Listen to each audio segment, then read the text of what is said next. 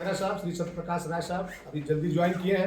आप सभी लोग परिचित नहीं होंगे, परिचित होने सर बड़े शानदार ऑफिसर हैं। डीजीपी सर के यहाँ रहे हैं और लगातार लखनऊ में और शोवर पर्सनालिटी सर की है, बहुत यूनिक व्यक्ति हैं। और हमारे श्री केपी सिंह साहब अभियोजन के पुरोधा माने जाते हैं, सर ही हैं।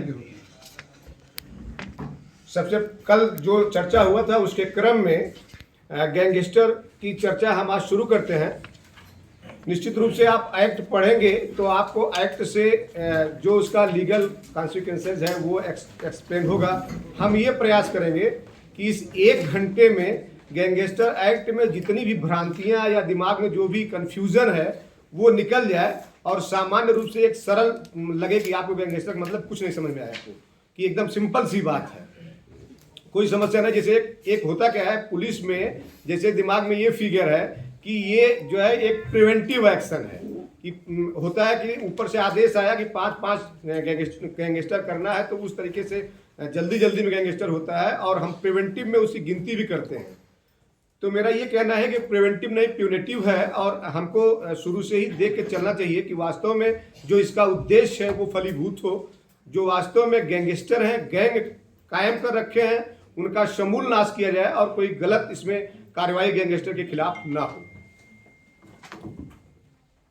जैसे मैं गैंगस्टर का प्राविधान शुरू करूं उससे पहले मैं एक ये जानना चाहूंगा कि जैसे हम कहें कि गैंगस्टर के विरुद्ध कार्रवाई कैसे होगी और किसको हम गैंगस्टर कहें, तो हमारे दिमाग में क्या फिगर आती है। एक फिगर आती है कि कोई आदमी जो दुस्साहसिक तरीके का है, व्यक्ति जो बहुत ज़्यादा मर्डर किया है या लगातार लूट कर रहा है, इस तरह की कुछ फिगर हमारे दिमाग में आती है।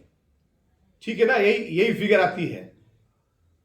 जैसे हम आपको एक्सप्लेन करने के लिए ये बताएं कि जैसे आपने कोई कंपनी देखी है ना, कंपनी के एक फिगर अपने दिमाग में रखिए कि कंपनी है, उस कंपनी में कुछ लोग मिल करके प्रोडक्शन कर रहे हैं और कुछ लोग कच्चे माल की आपूर्ति कर रहे हैं, कुछ लोग उस माल को कहीं ले जाकर डिस्ट्रीब्यूट कर रहे हैं, विक्रय कर रहे हैं, और कुछ लोग जो पैसा आगम प्राप्त हो रहा है उसको कहीं जो है उसको मेंटेन करके चला रहे हैं कि प्रबंधन उनका फर्स्ट क्लास बना हुआ है।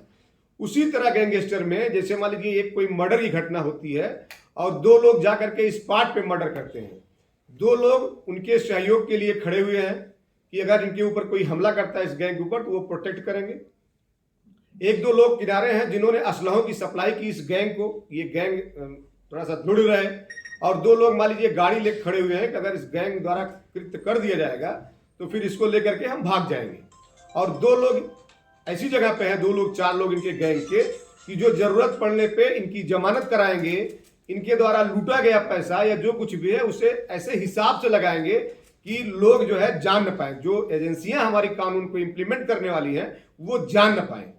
तो एक फिगर दिमाग में आपका ये रहना चाहिए कि इस तरीके का जब ऑर्गेनाइज गैंग रहेगा तब हम कार्रवाई करने की स्थिति में पहुंचते हैं। हम आपको और क्लियर करना चाहेंगे, एक उदाहरण आपको दें। जैसे हम कहें कि इस पुलिस लाइन के सामने एक व्यक्ति का 4 लोग आए और स्वचालित राइफल से उन लोगों ने हत्या कर। तहरीर क्या लिखी गई वो जरा सा दिमाग में रखिए कि 4 व्यक्ति मिस्टर XYZ करके 4 लोग आए और यहाँ तड़ातड़ मारे गोली और वो उसकी हत्या हो गई। पुलिस आई, उसका पंचनामा बनाया, पोस्टमार्टम कराई, इन्वेस्टिगेशन हुआ, 4 मुलजिमान जेल गए और चार्जशीट लगी। इस पे गैंगस्टर की कार्रवाई होगी कि नहीं होगी? कुछ रिप्लाई आप लोग करते चलेंगे तो थोड़ा ज्यादा अच्छा है। बिल्कुल होगी। एक दूसरा उदाहरण लीजिए, 4 मुलजिम हैं और चारों ने 4 लूट काट दिए। 392, 411 के 4 मुकदमे दर्ज हुए और चारों में सोने की चैन या किसी में मोबाइल लूटा गया है। रिकवरी हुई है 10,000 रुपए फला थाने की, 10,000 रुपए फला थाने की, 10,000 रुपए फला थाने की, 10,000 रुपए फला थाने की। इस प्रकार की रिकवरी हुई है। 392 और 411 में चार्जशीट लगी है। 4 मुकदमे आपके गैंग चार्ट में दर्शित हैं। इस पे गैंगस्टर की कार्रवाई होगी कि नहीं होगी? तहरीर सिर्फ यही है जो मैं बोल रहा हूं। 302 वाले में भी मैंने जो बोला तहरीर वही है और इसमें भी होगी ना। यही भ्रम हमको निकालना है। इन दोनों में, एक में तो 392 वाला मैं बाद में चर्चा करता हूं, 302 वाले में कार्रवाई नहीं होगी। आपकी क्वेरी होनी चाहिए क्यों नहीं होगी? नहीं, आप चलिए, हाँ चल रहे हैं जी, क्यों नहीं होगी आपका ये प्रश्न आना चाहिए। देखिए आपका आर्टिकल 20 सब क्लास 2 ये कहता है कि किसी एक कृत्य से किसी व्यक्ति को 2 बार दंड के अधीन नहीं लाया जाएगा, नहीं। और दूसरा ये है आपका सेक्शन 300 सीआरपीसी, किसी व्यक्ति को 2 बार अभियोजन के अधीन नहीं लाया जा सकता। तो निश्चित रूप से कोई ना कोई तथ्य ऐसा होना चाहिए जो सामान्य रूप से इसको 302 से हटा के अलग कर दे। 302 उसने किया, मर्डर किया, आप उसको मैक्सिमम पनिशमेंट फांसी है, आप फांसी दिलवाओ, कोई समस्या नहीं है, लेकिन गैंगस्टर की कार्रवाई नहीं हो सकती। तो जब हमको गैंगस्टर की कार्रवाई करनी है तो सदैव 2 चीज हमको सदैव ध्यान में रखना पड़ेगा। ठीक है, क्या देखना है? सबसे पहले हमको जो भी डॉक्यूमेंट हमारे पास आया आज की तिथि में, जो नई नियमावली बन गई है, जो शासनादेश है, उसमें जो अथॉरिटी है जो इनिशिएट करेगी, नोडल अथॉरिटी, वो एसीपी स्तर का अधिकारी होगा। प्रारंभिक गैंग चार्ट प्रभारी निरीक्षक तैयार करेगा, लेकिन अंतिम गैंग चार्ट नोडल अधिकारी तैयार करेगा। और सबसे महत्वपूर्ण बात यह है कि उसमें कोई गलती या कमी या त्रुटि होगी तो वो दांडिक कार्रवाई के और डिपार्टमेंटल कार्रवाई के अधीन आएगा। इसलिए बड़ी विजिलेंट तरीके से इसको सुनने की जरूरत है। मैंने पहले वाले हत्या वाले उदाहरण में क्यों नहीं आएगा वो आपको एक्सप्लेन करना चाहते हैं। हमने इसमें जो सिंपल सा आपका मैंने बताया कि इस तरीके से हत्या हुई है, हमने एक्सप्लेन नहीं किया कि ये गैंगस्टर के इसके इंग्रेडिएंट्स कवर हो रहे हैं कि नहीं कवर हो रहे हैं। जब तक 2 चीज नहीं होगा तब तक हम गैंगस्टर की कार्रवाई कर ही नहीं सकते। उसके जो 2 उद्देश्य है गैंगस्टर के, नंबर 1 पब्लिक ऑर्डर डिस्टर्ब हो, लोक व्यवस्था छिन्न भिन्न हो। आपके पास अगर कोई डॉक्यूमेंट आया है तो उस डॉक्यूमेंट से सबसे पहले हम देखेंगे कि क्या इससे लोक व्यवस्था छिन्न भिन्न हुई है। अगर लोक व्यवस्था छिन्न भिन्न हुई है तो हम आगे प्रोसीड करेंगे। आपको यही और एक्सप्लेन करने की जरूरत है कि लोक व्यवस्था से आप क्या समझते हैं। एक कानून व्यवस्था है और एक लोक व्यवस्था है। कानून व्यवस्था क्या है? सिंपल सा एक आदमी को जाकर के एक थप्पड़ मार दिया या गाली दे दिया, ये यहां से लेकर के मर्डर तक की स्थिति जो है, डकैती तक की स्थिति, ये कानून व्यवस्था की स्थिति है, लोक व्यवस्था की स्थिति नहीं है, पब्लिक ऑर्डर की स्थिति नहीं है। तो अगर जो मैंने पहली तहरीर बोला है, क्या उस तहरीर में लोक व्यवस्था थी? नहीं थी। दूसरा क्या उद्देश्य है? आर्थिक, भौतिक, दुनियावी या अन्य लाभ। 2 उद्देश्य हो गए इसका, आर्थिक, भौतिक, दुनियावी या अन्य लाभ। अन्य से यहां भ्रमित मत होइएगा आप। अन्य जो है आर्थिक, भौतिक, दुनियावी से कोरिलेट कर रहा है, नहीं तो आप कह रहे हैं अन्य में सब कुछ आ सकता है, तो सब कुछ की बात नहीं है। ठीक है, अब अगर मैं पहले वाले घटनाक्रम में यह बताया होता कि जब मर्डर हुआ तो त्राही मच गई, अगल बगल के दुकानदार दुकानें बंद करके भाग खड़े हुए, पुलिस लाइन में भी त्राह मच गई, या कोई संस्थान था बंद रहा, 8-10 दिन की इतनी स्थिति खराब थी कि यहाँ पीएसी रैपिड एक्शन फोर्स लगाना पड़ा, इधर से गाड़ियों का रूट डाइवर्ट करना पड़ा, लोग मरने मारने उतारू हो गए। जो सिंपल सा जो एनएसए का आधार हो सकता है, जिसपे हम एनएसए 2-3 आधारों में बनता है, तो समुदाय के लिए आवश्यक सेवाओं से संबंधित नहीं है, पब्लिक ऑर्डर अगर डिस्टर्ब हुआ है तो उस पर भी एनएसए बनता है। तो क्या पब्लिक ऑर्डर का तथ्य इसमें है? अगर पब्लिक ऑर्डर का तथ्य होगा तो फिर हम आगे धारा 2 पे प्रोसीड करेंगे। अगर पब्लिक ऑर्डर का तथ्य नहीं है, ये उद्देश्य नहीं है, तो फिर हम दूसरे पे जाएंगे। अगर मैं पहले वाले घटनाक्रम में आपसे बोलता कि मिस्टर एक्स की हत्या इन चारों ने इसलिए की है कि इसकी कोई प्लाट या कोई प्रॉपर्टी है जिसे लोग कब्जा नहीं कर पा रहे हैं, या कहीं का सभासद है, या कुछ ऐसा है कि जो उस गिरोह में हिंड्रेंस पैदा कर रहा है, उनके अर्थार्जन में व्यवधानित कर रहा है, आर्थिक भौतिक दुनिया, या फिर मान लीजिए कुछ ऐसा दुस्साहसिक कृत्य कर रहा है कि जिससे मतलब लय एकदम अजीब टाइप का हो गया है कि ये इसका अपना टेम्पो जो सिंपल सा उस गैंग का टेम्पो जहां प्रभावित हो रहा है। तो आर्थिक भौतिक दुनियावी का तथ्य मैंने नहीं कहा। अगर इस तहरीर में ये लिखा होता कि जमीन कब्जा करने के लिए या सभासद को रास्ते से हटाने के लिए इन्होंने मर्डर कर दिया है, तो मोटिव यहाँ का उद्देश्य जो आ जाता है, ये गैंगस्टर का उद्देश्य आता है। तो हमको गैंगस्टर में आगे कार्रवाई करने के लिए सबसे पहले इन 2 उद्देश्यों को तलाशना जरूरी है। अगर ये दोनों उद्देश्य है फिर हम आगे प्रोसीड करेंगे। अब एक यही क्वेरी आपकी आ सकती है कि जो मैंने 392-411 का उदाहरण दिया था, आप सभी को पता है 392-411 में चार्जशीट लगी और रुपया बरामद हुआ, क्या उस पर 411 सही लगा है? क्या उस लूट के मुकदमे में जो 411 लगा है उसमें ना शिनाख्त कराई गई है कि उसकी शिनाख्त नहीं है, और लूटे गए आर्टिकल के आधार पे आप लोगों ने 411 की बढ़ोतरी कर दी है? क्या सही लगा 392 411? सोना तो बरामद नहीं हुआ। हाँ, इसीलिए तो मैं कह रहा था ना भाई, बरामद नहीं लूटा गया आर्टिकल जब तक रिकवर नहीं होगा तब तक 411 आईपीसी लग ही नहीं सकती। और हम रोज लगाते हैं, आप देखते होंगे, रोज लगता है और रोज जाता है। अगर जहां ऐसा रुपया बरामद हुआ तो आप अंत तक पहुंचिए ना। उसने ले जा करके सोने की चैन किसको बेचा? जिसको बेचा उसको पकड़िए। नहीं तो लिखा क्या जाता है कि चलते रास्ते एक आदमी को बेच लिया, चलते रास्ते एक आदमी मोबाइल बेच लिया, स्टेब्लिश कैसे करेंगे आप? अगर उन चारों मुकदमे का एक्यूज्ड कोर्ट में ये एप्लीकेशन डाले कि साहब ये जो 10,000 रुपए मेरे पास से रिकवरी है मेरी है, मेरे पक्ष में रिलीज कर दिया जाए, आप एज ए कोर्ट रिलीज करने से मना कर सकते हैं? आप एज ए प्रोसिक्यूटर या प्रोसिक्यूशन एजेंसी आप कन्विक्शन करा सकते हैं? क्या आपके पास एविडेंस है जिससे आप स्टेब्लिश कर सकें कि ये लूट का माल कुछ है? इन्हीं दुरुपयोगों को रोकने के लिए आपने 392 411 में कार्रवाई कर दी तो कर दी।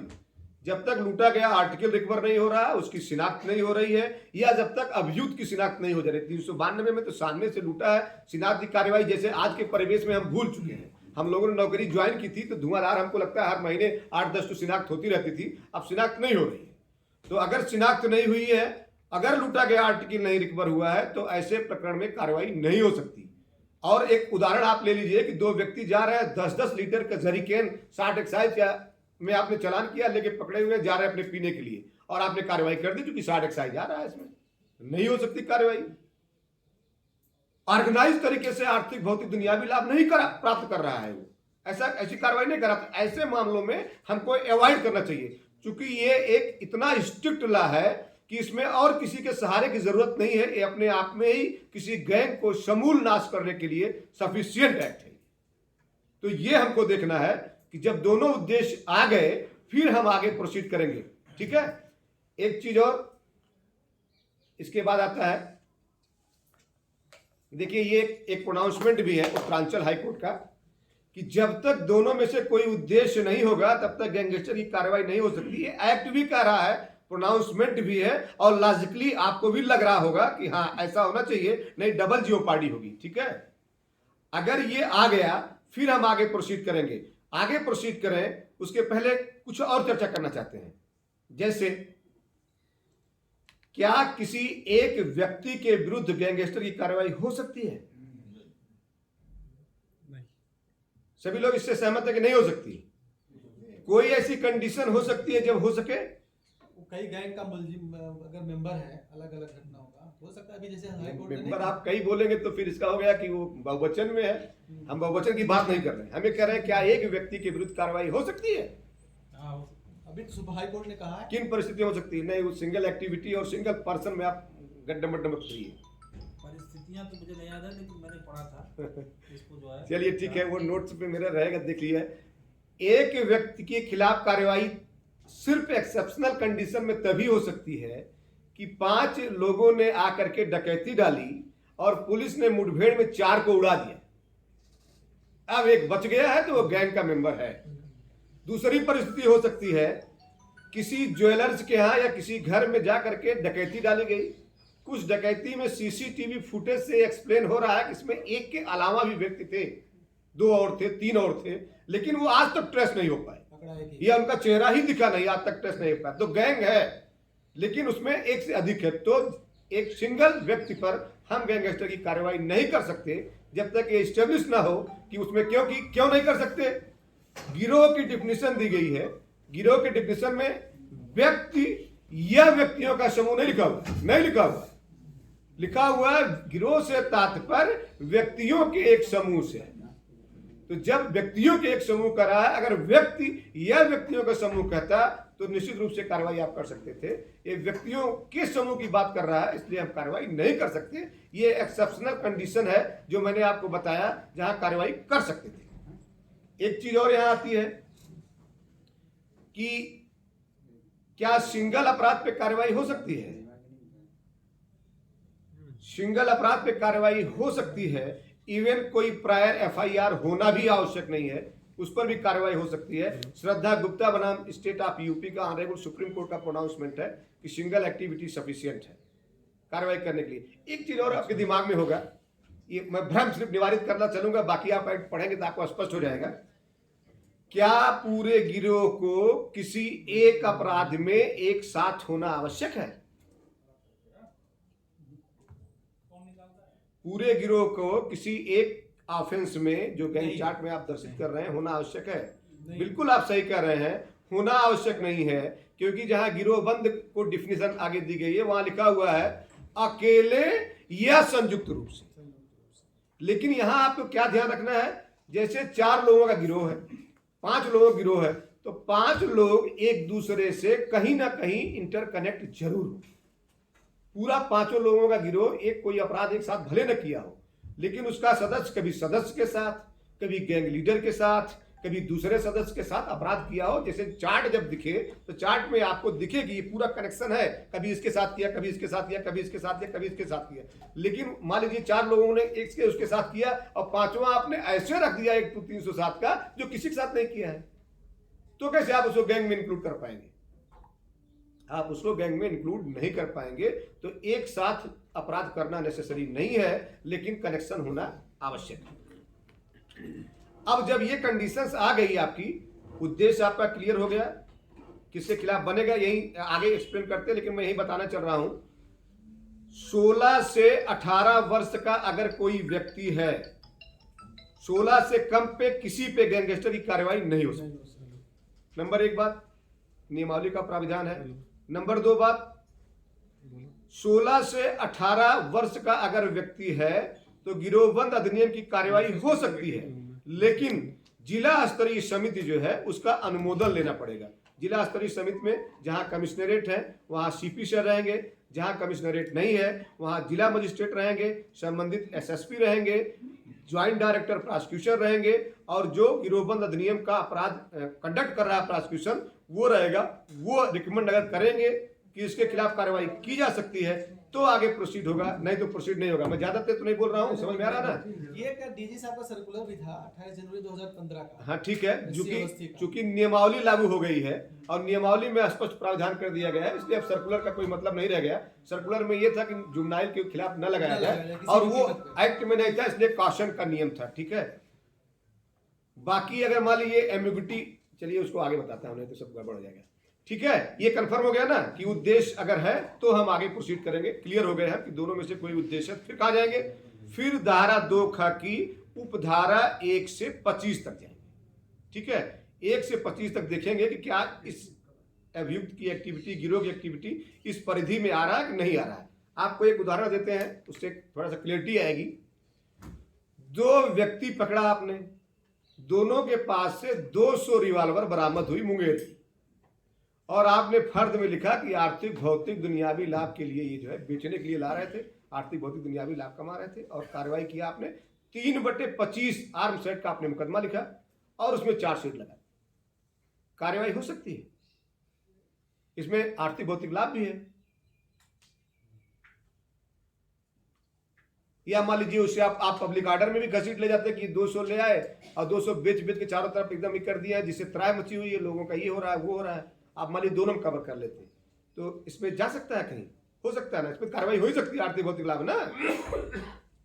इसीलिए कह रहे हैं कि जब ये दोनों कार्रवाई नहीं हो सकती, क्यों नहीं हो सकती मैं बता रहा हूं। जब ये दोनों उद्देश्य आपको मिल गए उस पत्रावली में कि दोनों उद्देश्य हैं, फिर आप आगे धारा 2 ख की उपधारा 1 से 25 में जाएंगे।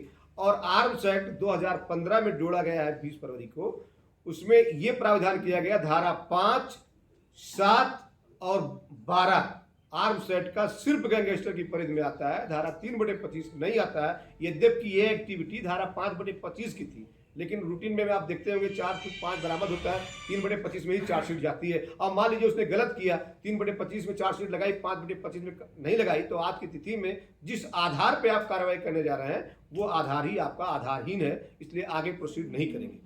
तो जो उसकी एक्टिविटी है, जब दोनों उद्देश्य के बाद आप क्लियर हो गए तो धारा 2 ख की उपधारा 1 से 25 तक आप देखेंगे कि इसमें कहीं आ रहा है कि नहीं आ रहा है। ठीक है, क्लियर हो गया, इसमें आगे प्रोसीड करें। एक चीज और एक स्पष्ट कर दें, एक परिस्थिति ऐसी भी बन सकती है कि उस गिरोह की मदद करने वाला कोई व्यक्ति ऐसे मिला जिसके खिलाफ आपने 216 की कार्रवाई की है, संश्रय देने वाली कार्रवाई की है, उस संश्रय दे रहा था। अब उसकी एक्टिविटी धारा 2 का की उपधारा 1 से 25 में नहीं आ रही है और आर्थिक भौतिक दुनियावी लाभ भी नहीं दिख रहा है। अब क्या करेंगे? अब कैसे कार्रवाई करेंगे? तो जो मैंने आपको पहले कंपनी की अवधारणा दिखाई, गैंगस्टर की धारा 3 ग कहता है कि ऐसे गिरोह को जो संश्रय देता है, जो उसकी सहायता करता है, जो मदद करता है, वो भी गिरोह का मेंबर माना जाएगा। वो देखिए फ्लैश हो रहा है 3 ग में ये प्रावधानित है कि ऐसे व्यक्ति के विरुद्ध भी आप कार्रवाई कर सकते हैं, इसमें लाना पड़ेगा। ठीक है, देखिए एक और उदाहरण आप लीजिए, थोड़ा सा उससे क्लियरिटी होगी। जैसे एक मुकदमा आपके पास ऐसा मिला जो अपराध संख्या 4/84 है, ठीक है, और 4/84 में 396 आईपीसी मुकदमा लिखा गया था। आपको पता है 396 हत्या सहित डकैती है। और एक मुकदमा और उसके खिलाफ लिखा रहा 4/14 क्राइम नंबर है, 3/5/8 CS एक्ट का मुकदमा लिखा रहा 2021 में। ठीक है, ये दोनों मुकदमे उसके खिलाफ लिखे रहे और 2021 में उसको आजीवन कारावास की सजा 396 में होगी। आपको अब इस पे गैंगस्टर की कार्रवाई करनी है, कार्रवाई हो जाएगी ना। 396 तो आर्थिक भौतिक लाभ के लिए भी है, पब्लिक ऑर्डर भी डिस्टर्ब हो सकता है। और ये जो आपने CS एक्ट का मुकदमा लिखा है, ये भी मांस काट काटे गोमांस बेचते थे। ये सारे तथ्य हैं जो आपको उद्देश्य के तथ्य हैं और ये भी हैं, ये मैंने बताया। इस पे कार्रवाई हो सकती है ना? श्योर हो जाएगी? बिल्कुल कार्रवाई नहीं हो सकती। क्यों नहीं हो सकती? देखिए ऊपर लिखा हुआ है 20 जनवरी, एक आपका है 15 फरवरी 1986। मैंने पहला क्राइम नंबर बोला था 3/4/84 मैंने बोला था। मतलब उस समय इस एक्ट का अस्तित्व ही नहीं था जिसमें आज 2021 में कन्विक्शन हो रहा है। तो जो एक्ट कार्योत्तर विधियों से संरक्षण आर्टिकल 20 कॉन्स्टिट्यूशन कहती है, तो आप उस पर कार्रवाई नहीं कर सकते। अब आप कहेंगे दूसरा मुकदमा, तो CS एक्ट 20 जनवरी 2015 को जोड़ा गया है और मैंने 4/14 बोला था, क्योंकि आप आज देखेंगे कि CS एक्ट भी इसमें आ रहा है। तो जो बाकी प्रावधान 10 जोड़े गए थे 2015 में, तो आपको देखना है कि 2015 के बाद वाले हैं कि 2015 के पहले वाले हैं। यहां एक चीज और ध्यान रखिए, किसी भी गैंग चार्ट की कार्रवाई करते समय आप उस गैंग का कोई मुकदमा नहीं छोड़ेंगे जिसका इंद्राज नहीं होगा। जो धारा 2 खाकी उपधारा 1 से 25 में आ रहा है, उसका इंद्राज आप गैंग चार्ट के अंदर करेंगे, जो आपका टेबल बना हुआ है उसमें करेंगे। और जो मुकदमे गैंगस्टर की परिधि में नहीं आ रहे हैं, जैसे मैंने 3/25 बोला, या जो अभी पेंडिंग इन्वेस्टिगेशन है, मुकदमे वही दर्शित किए जाएंगे जो चार्जशीटेड हैं। पेंडिंग इन्वेस्टिगेशन दर्शित नहीं किया जाएगा। आप पेंडिंग इन्वेस्टिगेशन है, किसी में आपने FR लगा रखी है, किसी में मुकदमा एक्विट हो गया है, तो वो सारे दर्शित किए जाएंगे जो गैंगस्टर की परिधि में आएंगे वो गैंग चार्ट में, जो गैंगस्टर की परिधि में नहीं आएंगे वो आपराधिक इतिहास की सूची में। क्योंकि गैंग चार्ट के साथ आपको डोजियर भी लगाना है और आपको आपराधिक इतिहास की सूची भी लगाना है और साथ में एक प्रमाण पत्र भी लगाना है कि इस गिरोह का कोई मुकदमा छोटा नहीं है जो मैंने दर्शित न किया हो। दोनों जगह में से कोई किसी जगह में। कल लखनऊ हजरतगंज में मुकदमा क्वेस्ट हुआ है, इसी ग्राउंड पर क्वेस्ट हुआ है जो जियो था, और जिस जियो के आधार पे उन्होंने जो गैंग चार्ट बनाया था उसमें FR और गुटर वाला भी। हाँ ठीक है, सही है, क्वेस्ट कर दिया कर। हाँ कर सकता है क्वेस्ट। अब ये जो मैं बता रहा हूं, अगर ये रहेगा तो क्वेस्ट कर दे। कानून तो 2 दूनी 4 है, 2 दूनी 3 और 5 नहीं होता, एकदम सिर्फ गणित है। अगर ये नहीं रहेगा तो निश्चित रूप से उसमें क्वेस्ट हो जाएगा। अगर आपने और सीधे अगर आपने दर्शित आपने लापरवाही पूर्वक कर दिया इनिशिएटिव लेते समय, क्योंकि जब आप नोडल अधिकारी के रूप में उसको फॉरवर्ड करेंगे, आप लिखेंगे मैंने प्रभारी निरीक्षक द्वारा प्रस्तुत सारे प्रपत्रों का सत्यापन खुद करा लिया, तो रिस्पॉन्सिबिलिटी आपकी भी वहां बनेगी। इसलिए जैसा ही बता रहे हैं उदाहरण, अगर ऐसा कोई हो गया, चार्जशीट लगी थी और एक्विट हो गया, आपने चार्जशीट देखा और गैंग चार्ट में लगा दिया, तो समस्या।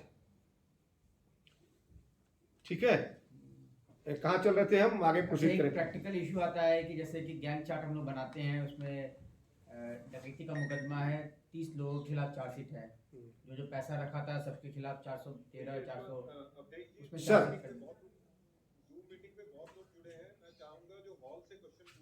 सर सर उनको भी माइक उपलब्ध माइक दीजिए यार, माइक दीजिए, माइक दे दो माइक। राजेश सिंह चौहान और विवेक कुमार सिंह जी का। ठीक है, हमको फॉरवर्ड कर दीजिएगा।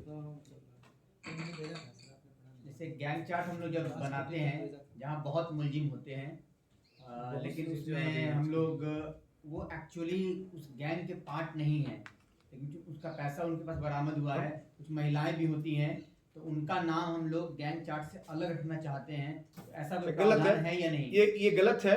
और ये क्वेरी आप ये भी लास्ट में आप करिएगा, पहले ये सारी एम्बिग्यूटी मैंने खत्म कर दिया है इसमें, जब हम प्रोसीड करेंगे तो आप नोट किए रहिए, अभी लास्ट में बताइएगा, ठीक है। देखिए अभी मैंने 3 का बताया था, जो आप निकालना चाह रहे हैं नहीं निकालना चाह रहे हैं उसका रीजनेबल ग्राउंड आपको लिखना पड़ेगा जो संतुष्ट परक हो, ठीक है। ये स्पष्ट हो गया आपको, संयुक्त रूप से पूरे गैंग के साथ कोई अपराध करना आवश्यक नहीं है, लेकिन जैसे मैंने कहा करेक्ट होना आवश्यक है, ठीक है। सभी अभियुक्तों को घटना स्थल पर होना आवश्यक नहीं है। आज के जो संचार का युग है कि आदमी 400 किलोमीटर दूर बैठे बैठे कह सकता है कि इस तरीके से करो। आपने देखा होगा जो वहां पे हमला हुआ था दिल्ली में, और वहां से मॉनिटर हो रहा था पाकिस्तान में, किधर से लोग दिख रहे हैं, इधर से लोग दिख रहे हैं, तो वो सब उसके मेंबर हैं। लिंक करना पड़ेगा ना। हाँ, लिंक करना ही आपकी रिस्पॉन्सिबिलिटी। आप लिंक नहीं करेंगे तो आप कैसे कर पाएंगे कनेक्ट? तो ये आपको स्पष्ट करना है उस समय, ठीक है। प्रोसीड नहीं करना क्या आगे? ठीक है, ये देखिए इतने केस लाज हैं। अभी श्रद्धा गुप्ता वाला मैंने आपसे शेयर किया था, Shraddha Gupta versus state of UP 2022 का है, ऑनरेबल सुप्रीम कोर्ट का, कि एक सिंगल एक्टिविटी सफिशिएंट है। बाकी ये सेवरल मुकदमे हैं जो ऑनरेबल इलाहाबाद हाई कोर्ट का प्रोनाउंसमेंट है, जिसमें कि सिंगल एक्टिविटी पे कार्रवाई किया जा सकता है। एक अभी हाल का प्रोनाउंसमेंट है state of UP versus Mukhtar Ansari का केस है, जिसपे ऑनरेबल हाई कोर्ट ने ये कहा कि कोई प्रायर एफआईआर होना आवश्यक नहीं है। इवन जो आधार मुकदमे थे छूट गए थे, ये भी इसके एक्विटल का आधार नहीं हो सकता, ठीक है। एक प्राविधान और है, जब अभी आप आ रहे थे, जैसे आप गैंग चार्ट बना रहे हैं, गैंग चार्ट में पिक एंड चूज नहीं करेंगे। आपकी स्थिति आ गई आपके प्रश्न की बताने की, कि पिक एंड चूज नहीं करेंगे। महिला होना अपने आप में गैंगस्टर से बाहर होने का कोई आधार नहीं है। अगर आप किसी को निकाल रहे हैं, मान लीजिए उसमें से नहीं रख रहे हैं, तो आपको रीजनेबल ग्राउंड एक्सप्लेन करना पड़ेगा। जैसे कि 396 का मुकदमा है, आपके पास चार्ट आया, 3 लोगों का नाम है, तो आपको चेतन हो जाना चाहिए कि ये डकैती है, इसमें 5 से कम नहीं हो सकते। 2 कहाँ गए इसमें? दोनों कहाँ गए? अब मान लीजिए उसमें एक जुमनाइल है जिसकी उम्र 14 साल है, या उसकी डेथ हो गई है, या उसका पता नहीं चल रहा है। जो परिस्थितियां मैं एक के अतिरिक्त बता रहा था, वो परिस्थिति आएगी तभी होगा। आप इस आधार पे नहीं कर सकते कि ये महिला इसलिए इसको गैंग से बाहर किया जा रहा है, ऐसा करके आप एक्सप्लेन नहीं कर सकते। आप खुद अपने आप से क्वेरी करिए, अपने अंतरात्मा से क्वेरी करिए कि क्या ये निकलने लायक है। मान लीजिए उसका दोनों पैर कट गया है, आज की स्थिति में उस मुठभेड़ में उसका दोनों पैर कट गया, अब किसी स्तर का नहीं रहा, तो आप ये एक्सप्लेन कर सकते हैं कि अभी चलने फिरने लायक इसकी स्थिति नहीं रह गई है, इसलिए कार्रवाई नहीं। लेकिन एक्सप्लेन करना है आपको, पिक एंड चूज नहीं करेंगे। लेकिन जो पैर कट गया है वो इलेक्ट्रॉनिक संसाधनों से बात करते हैं। हाँ, तो आप करेंगे, आप एक्सप्लेन करना आपको है, जस्टिफाई करना आपको है। जिसको निकाल रहे हैं सबसे पहले आप खुद जस्टिफाई करिए कि क्या ये गैंग में सम्मिलित होने लायक है कि नहीं लायक है। उसमें आपका विवेक कोई उच्च श्रृंखल घोड़ा नहीं है कि आपने जिसको चाहा उसको उठा के पिक एंड चूज कर लिया, जिसको चाहा उसको छोड़ दिया। आपका एक्सप्लेनेशन ऐसा होना चाहिए कि जैसे मैंने कल बताया था आपको कि अगर आप का पे बैठ रहे हैं, का वाली ट्रेन पे बैठ रहे हैं, तो ज्ञा तक जाएंगे, जेड तक नहीं जाएंगे, और जो भी का पे बैठेगा वो ज्ञा तक जाएगा, जेड तक नहीं जाएगा। तो एक्सप्लेन आपको प्रॉपरली करना है। प्रभारी निरीक्षक प्रारंभिक गैंग चार्ट तैयार करेगा, ये उसकी रिस्पांसिबिलिटी है। यहां आपको एक चीज देखने की जरूरत है, जब प्रभारी निरीक्षक गैंग चार्ट बना रहा है, कोई समस्या बताए? प्रभारी निरीक्षक गैंग चार्ट बना रहा है, गैंग चार्ट के सारे आधार मुकदमे जिसमें 2 खा के 1 से 25 में आ रहा है, उसको गैंग चार्ट में रखेगा, बशर्ते एफआईआर न लगी हो, विवेचनाधीन ना हो, या उसमें दोष मुक्त ना हुआ हो। एक चीज और ध्यान रखिए, आप जिस मुकदमे पे एक बार गैंगस्टर की कार्रवाई हो चुकी है, वो मुकदमा दोबारा गैंगस्टर का आधार नहीं हो सकता। एक और उदाहरण आपको दे, क्योंकि ये स्थिति उत्पन्न हुई है, ये स्थिति उत्पन्न हो सकती है। एक गैंग के विरुद्ध 10 मुकदमे हैं, कुछ मुकदमे जो है वो है 2010 के, 5 मुकदमे 2010 के हैं, 5 मुकदमे 2020 के हैं, और आपने 2021 में गैंग बनाया, उनका गैंग चार्ट बनाया। 5 मुकदमे आपने 2000 दर्शित करके 2010 वाला दर्शित करके आपने गैंग बना दिया, उसमें सब आ रहा था। आपके दोनों उद्देश्य भी फुलफिल हो रहे थे, आपका धारा 2 खा से धारा 1 से 25 तक भी फुलफिल हो रहे थे, तो आपने गैंग बना दिया। अब आपने 2022 में सोचा कि जो 2015 वाले 5 छूटे थे उस पर भी बना सकते हैं, क्योंकि आपका इसीलिए मैंने पहले बताया था कि कोई भी मुकदमा छूटेगा नहीं, इवन ऐसी एक्टिविटी जो गिरोहबंद अधिनियम से कवर भी नहीं कर रही है, सबको आपको गैंग चार्ट में दर्शित करना है। ऐसे तो आप अनंत गैंग चार्ट बना सकते हैं भाई। जब सिंगल एक्टिविटी सफिशिएंट है तो 5 2010 का बना सकते हैं, 5 2015 का बना सकते हैं। लेकिन अगर 2010 वाला हम 2012 में ले बना लीजिए, लिए स्पीकर ले होते, लीजिए उधर से। हाँ जी, 2010 वाला हम 2015 में बना लिए होते, उसके बाद फिर वो हाँ, अपराध निश्चित करता, रूप तब से। बना सकते थे। जिस दिन गैंगस्टर की कार्रवाई आपने कर दिया, उसके बाद अगर उसने कोई आपराधिक गतिविधि की है तो fresh action, cause of action है। जिस दिन आपने गैंगस्टर बनाया उसके पहले का फ्रेश काज ऑफ एक्शन नहीं हो सकता। ठीक है, ये क्लियर हो गया ना? तो जब प्रभारी निरीक्षक आपके पास, या प्रभारी निरीक्षक जब बना करके गैंग चार्ट लाएगा, गैंग चार्ट में जितने मुकदमे दर्शित हैं सबकी चेक FIR, आरोप पत्र, और जहां रिकवरी है वहां फर्द बरामदगी, वही प्रभारी निरीक्षक प्रमाणित करेगा जो गैंग चार्ट इनिशिएट कर रहा है। ऐसा नहीं हो सकता कि आगरा के किसी एक थाने में गैंगस्टर बन रहा है और सुदूर किसी दूसरे थाने की मुकदमा भी इसमें इंक्लूड कर रहे हैं, तो वहां की चिक और चार्जशीट मैंने मंगवा लिया और उसको इसमें ऐड कर लिया, और प्रमाणित किसने किया है? दीवान जी उस थाने के या उस इंस्पेक्टर ने ही प्रमाणित किया है। तो उससे कितनी बड़ी समस्या आ सकती है। एक तो विवेचना के क्रम में अनावश्यक रूप से आपको जाकर के उस थाने में दीवान या इंस्पेक्टर का बयान सिर्फ इसलिए लेना पड़ेगा कि हमने प्रमाणित करके दी है, ठीक है, FIR चार्जशीट। दूसरा, जब विचारण होगा न्यायालय में तो उसका ट्रांसफर अगर बलिया हुआ रहेगा तो उसको बलिया से सिर्फ उसको साबित करने के लिए आना पड़ेगा। इसलिए जो प्रभारी निरीक्षक गैंग चार्ट बना रहा है, सारे मुकदमों की जितनी भी डॉक्यूमेंट्स लगे हैं वो खुद अपने सील से प्रमाणित करेगा, किसी दूसरे से प्रमाणित करने की आवश्यकता नहीं है। ये सदैव ध्यान रखिए। इससे एक फायदा और होगा, जो आप चार्जशीट लगाते समय आपके पास गवाहों की संख्या 23, 24, 25 पहुंच जाती है, वो 23, 24, 25 नहीं पहुंचेगी।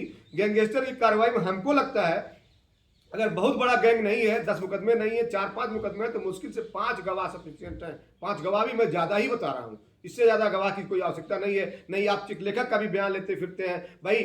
392 में 411 में वादी मुकदमा, मान लीजिए उसने तहरीर लिखाया, वादी मुकदमा ने कहा कि अज्ञात में FIR लिखाया और पूरे इन्वेस्टिगेशन में उसने जो है पहचान नहीं की किसी, तो वादी मुकदमा क्यों लाना चाह रहे हैं आप गवाही में? वादी मुकदमा आकर के यही तो बोलेगा कि साहब मैंने किसी को पहचाना नहीं, तो और भी आपका केस वीक हुआ। और उसके द्वारा जो लूट की FIR लिखाई गई है वो हमारा प्रभारी निरीक्षक जो गैंग चार्ट बनाया वो साबित कर रहा है, और वो आपकी नियमावली कह रही है कि जो फोटो स्टेट प्रमाणित प्रतियां हैं वो मूल के रूप में एविडेंस में ग्राह्य होंगी।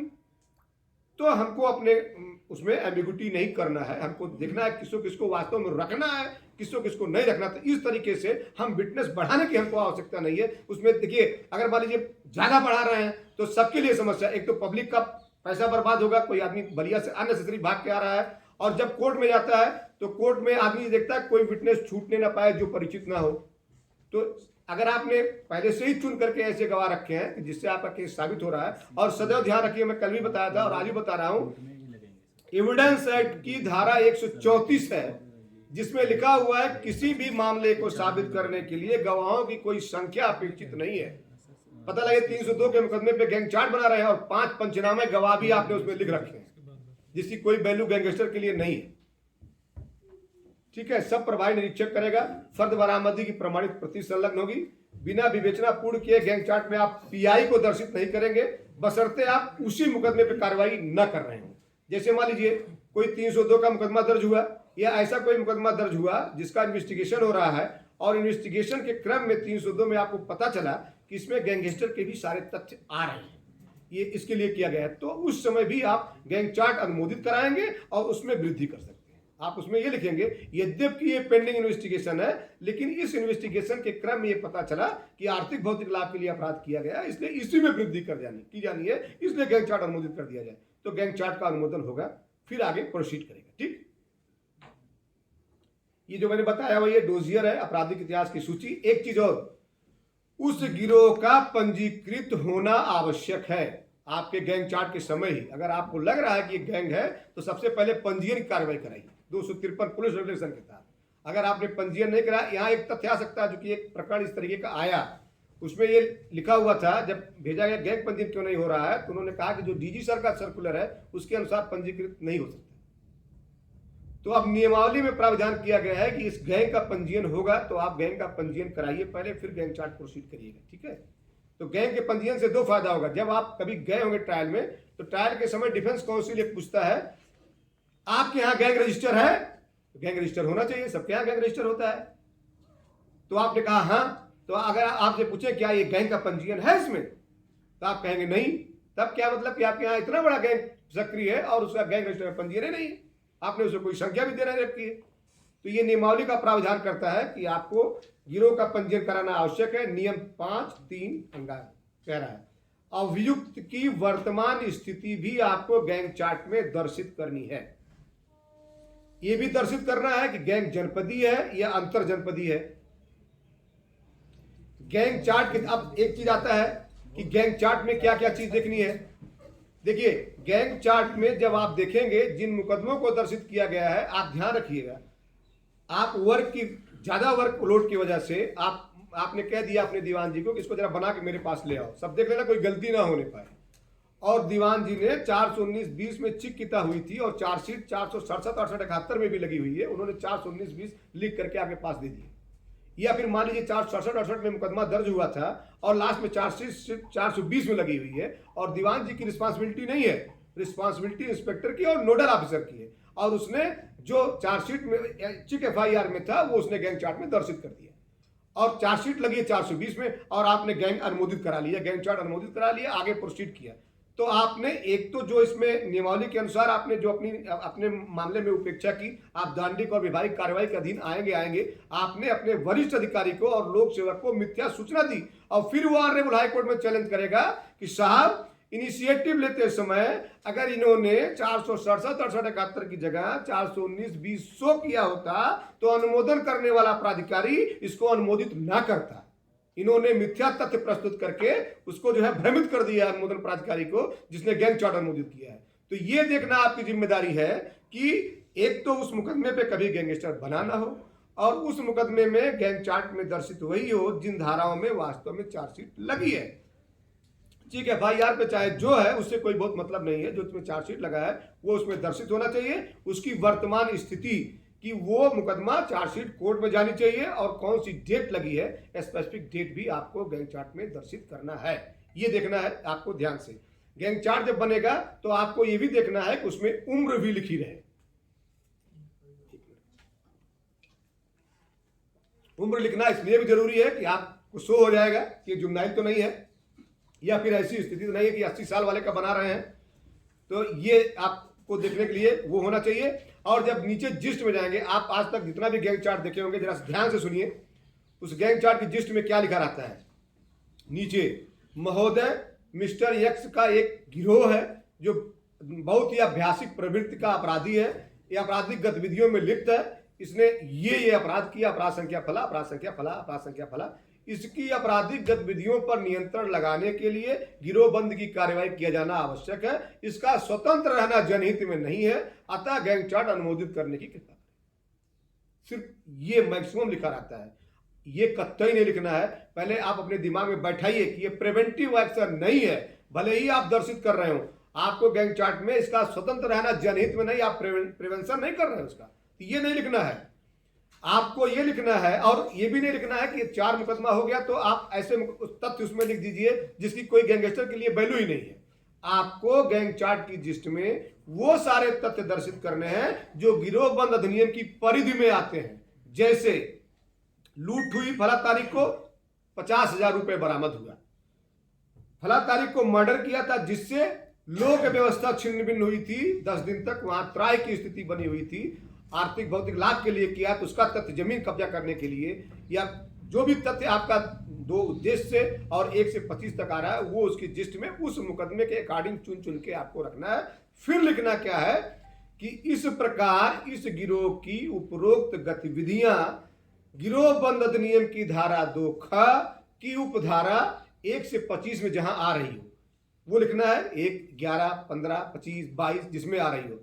अब पब्लिक ऑर्डर को 25 में इंक्लूड कर दिया गया, उपधारा 25 में जहां आ रही है आपको लिखना है धारा 2 ख की उपधारा 1 से 25 में फला फला जगह आ रहा है, जो धारा 3(1) गिरोहबंद अधिनियम के तहत दंडनीय अपराध है, अतः गैंग चार्ट अनुमोदित करेगा।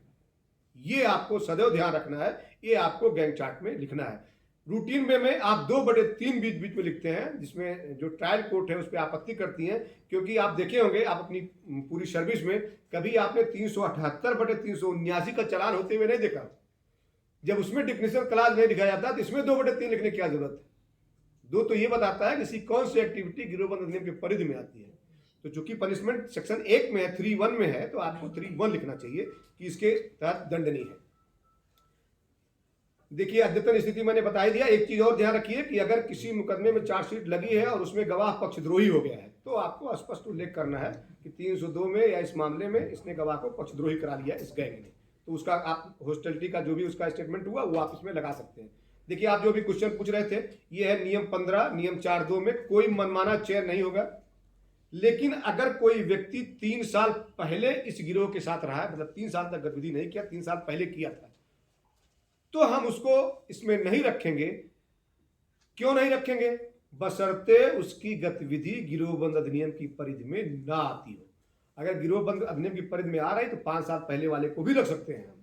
कैसे नहीं आएगी? जैसे एक उदाहरण लीजिए कि 302 का मुकदमा है और 4 लोग हैं और एक व्यक्ति इस गिरोह गैंग लीडर के साथ 2019 में भी एक अपराध किया है, 323, 325, 54, 506 में चार्जशीट लगी है।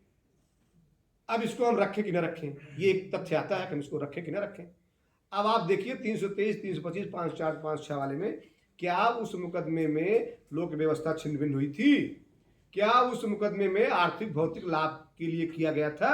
अगर ये दोनों नहीं है तो आप उसको बाहर कर सकते हैं। ये आपका रीजनेबल ग्राउंड है उसको बाहर करने का। और अगर है तो ग्राउंड नहीं है बाहर करने का, तो 3 साल पहले का भी रहेगा, आप उसमें उसको रखेंगे। ठीक है, यहां तक कंफर्म। एक प्राविधान ये है कि जितने भी अनुमोदन प्राधिकारी हैं, सीपी सर रहेंगे या डीसीपी सर रहेंगे, एडीसीपी रहेंगे या नोडल प्राधिकारी जो भी है, एक मीटिंग में बैठ करके निर्णय कर लेंगे कि किस कौन सा गैंग परफेक्ट है जिसके विरुद्ध कार्रवाई की जानी है।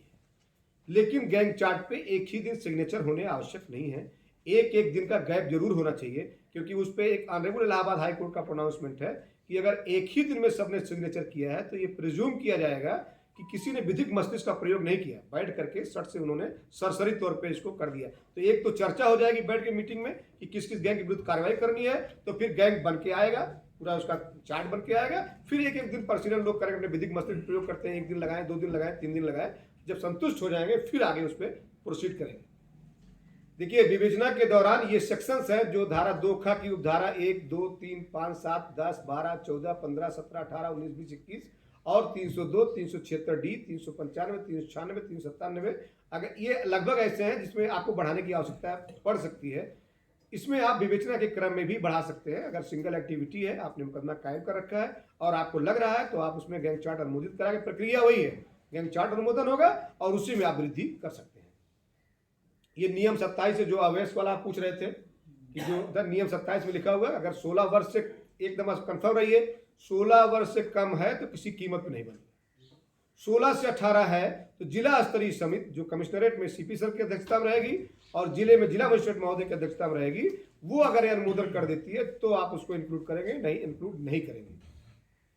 पूर्व से विचाराधीन गैंगस्टर के अभियोगों में गैंग चार्ट का न होना। एक चीज ये, चलिए यहाँ बता दे रहे हैं, बहुत मतलब नहीं है लेकिन मैं बता दे रहा हूँ। 2012 एक तिथि है 2012 की और एक तिथि 27 दिसंबर 2021 है।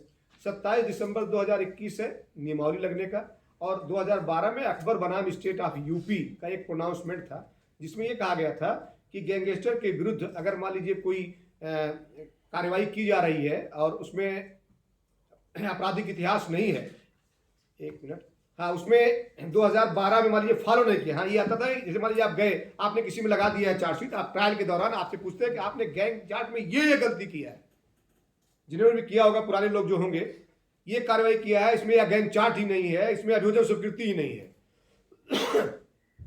एक्ट में न गैंग चार्ट का कोई प्राविधान है और न अनुमोदन का प्राविधान है। जहां प्राविधान एक्ट में नहीं है वो इरेगुलरिटी होती है, इलीगलिटी नहीं होती है। इलीगलिटी पे कार्रवाई वाइटेट करेगी, इरेगुलरिटी पे कोई कार्रवाई बाधित नहीं होगी, ना उसका कोई अलग इफेक्ट पड़ेगा। लेकिन आज की तिथि में 2012 में जब अकबर बनाम स्टेट ऑफ यूपी की रूलिंग आई और 27 दिसंबर को जब नियमावली लागू हुई, उसके बाद से आप कुछ फला नहीं कर सकते। जो भी हम अभी बताते चल रहे हैं ये सब आपको देखना है और सबको लगाना है। अगर ये नहीं फुलफिल करेंगे तो आप रिस्पॉन्सिबल हैं। अतिरिक्त गैंग चार्ट के बारे में मैंने आपको चर्चा किया है कि विवेचना के दौरान पता चलता है संलिप्तता के बाबत। पहले होता क्या था कि जैसे मान लीजिए 4 लोग हैं, अपराध किए, एक नहीं पता चल रहा है और जल्दी एक कहीं बाहर न निकल जाए, मुलजिम 3 खिलाफ लगा देते थे और एक अभयदान पा जाता था कि उसका कभी कार्रवाई होती ही नहीं थी। तो वो भ्रम खत्म किया गया, उसके विरुद्ध भी कार्रवाई होगी। अगर चार्जशीट लगी है और आपको इन्वेस्टिगेशन के दौरान लग रहा है तो आप एडिशनल गैंग चार्ट अनुमोदित कराइए और उसके नाम की वृद्धि कर सकते हैं।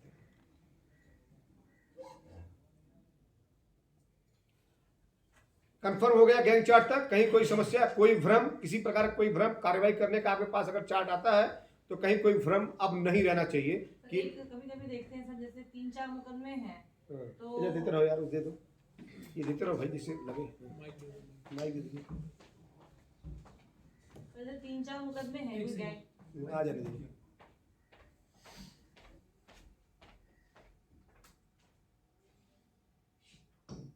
तो जैसे 3-4 मुकदमे हैं, कोई गैंग चार्ट प्रपोज हुआ तो उसमें एक मुकदमे में 4 लोग हैं, एक मुकदमे में मान लीजिए 5 हैं या 3 हैं, तो एक मतलब मनमाने तरीके से किसी कौन से वाले को जिसमें अधिक से अभियुक्त 4 नहीं, सब सम्मिलित होंगे, 5 सम्मिलित होंगे, जिसमें मैक्सिमम है वही सब सम्मिलित। अगर मान लीजिए इसमें 4 हैं और आगे में 4 एक और है 5 है तो 5 आएंगे। तो 5 हाँ, पिक एंड चूज नहीं होगा भाई। जिसको आप आधार बना रहे हैं, जिसको गैंग मुकदमे कई हैं तो अब वो आधार मतलब थाना, एक थाने का गैंग चार्ट था तो उसमें जैसे एक जो उनके यहाँ का मुकदमा था उन्होंने उसको लिया, लेकिन और मुकदमे थे जिसमें और भी अभियुक्त एक्स्ट्रा थे। हम आपकी बात समझ गए मैम। उसका टेस्ट सिर्फ यही है कि क्या जिस मुकदमे में आप उस अभियुक्त को छोड़ रहे हैं, क्या उसने आर्थिक भौतिक लाभ के लिए अपराध हुआ है कि नहीं हुआ है, या पब्लिक ऑर्डर डिस्टर्ब हुआ कि नहीं हुआ। क्योंकि अगर आप पब्लिक ऑर्डर और आर्थिक भौतिक लाभ का एक मुकदमा मिल गया तो बाकी मुकदमे आप सब रख देंगे, चाहे उसमें आर्थिक भौतिक लाभ रहा हो चाहे रहा हो चाहे ना रहा हो। अगर सेम ही तरह के हैं सर, लूट के तो आप नहीं छोड़ सकते। तो फिर तो हमें हाँ, आपको मैक्सिमम रखना पड़ेगा, सब में मिला करके, किसी छोड़ना नहीं। 20 हो जाए चाहे 25 हो जाए चाहे 100 हो जाए, सबको रखना पड़ेगा।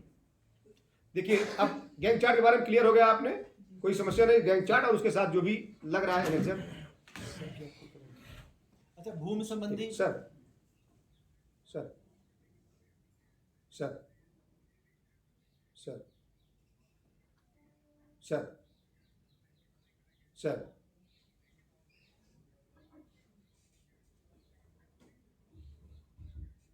हाँ सर, बिल्कुल बन सकता है सर।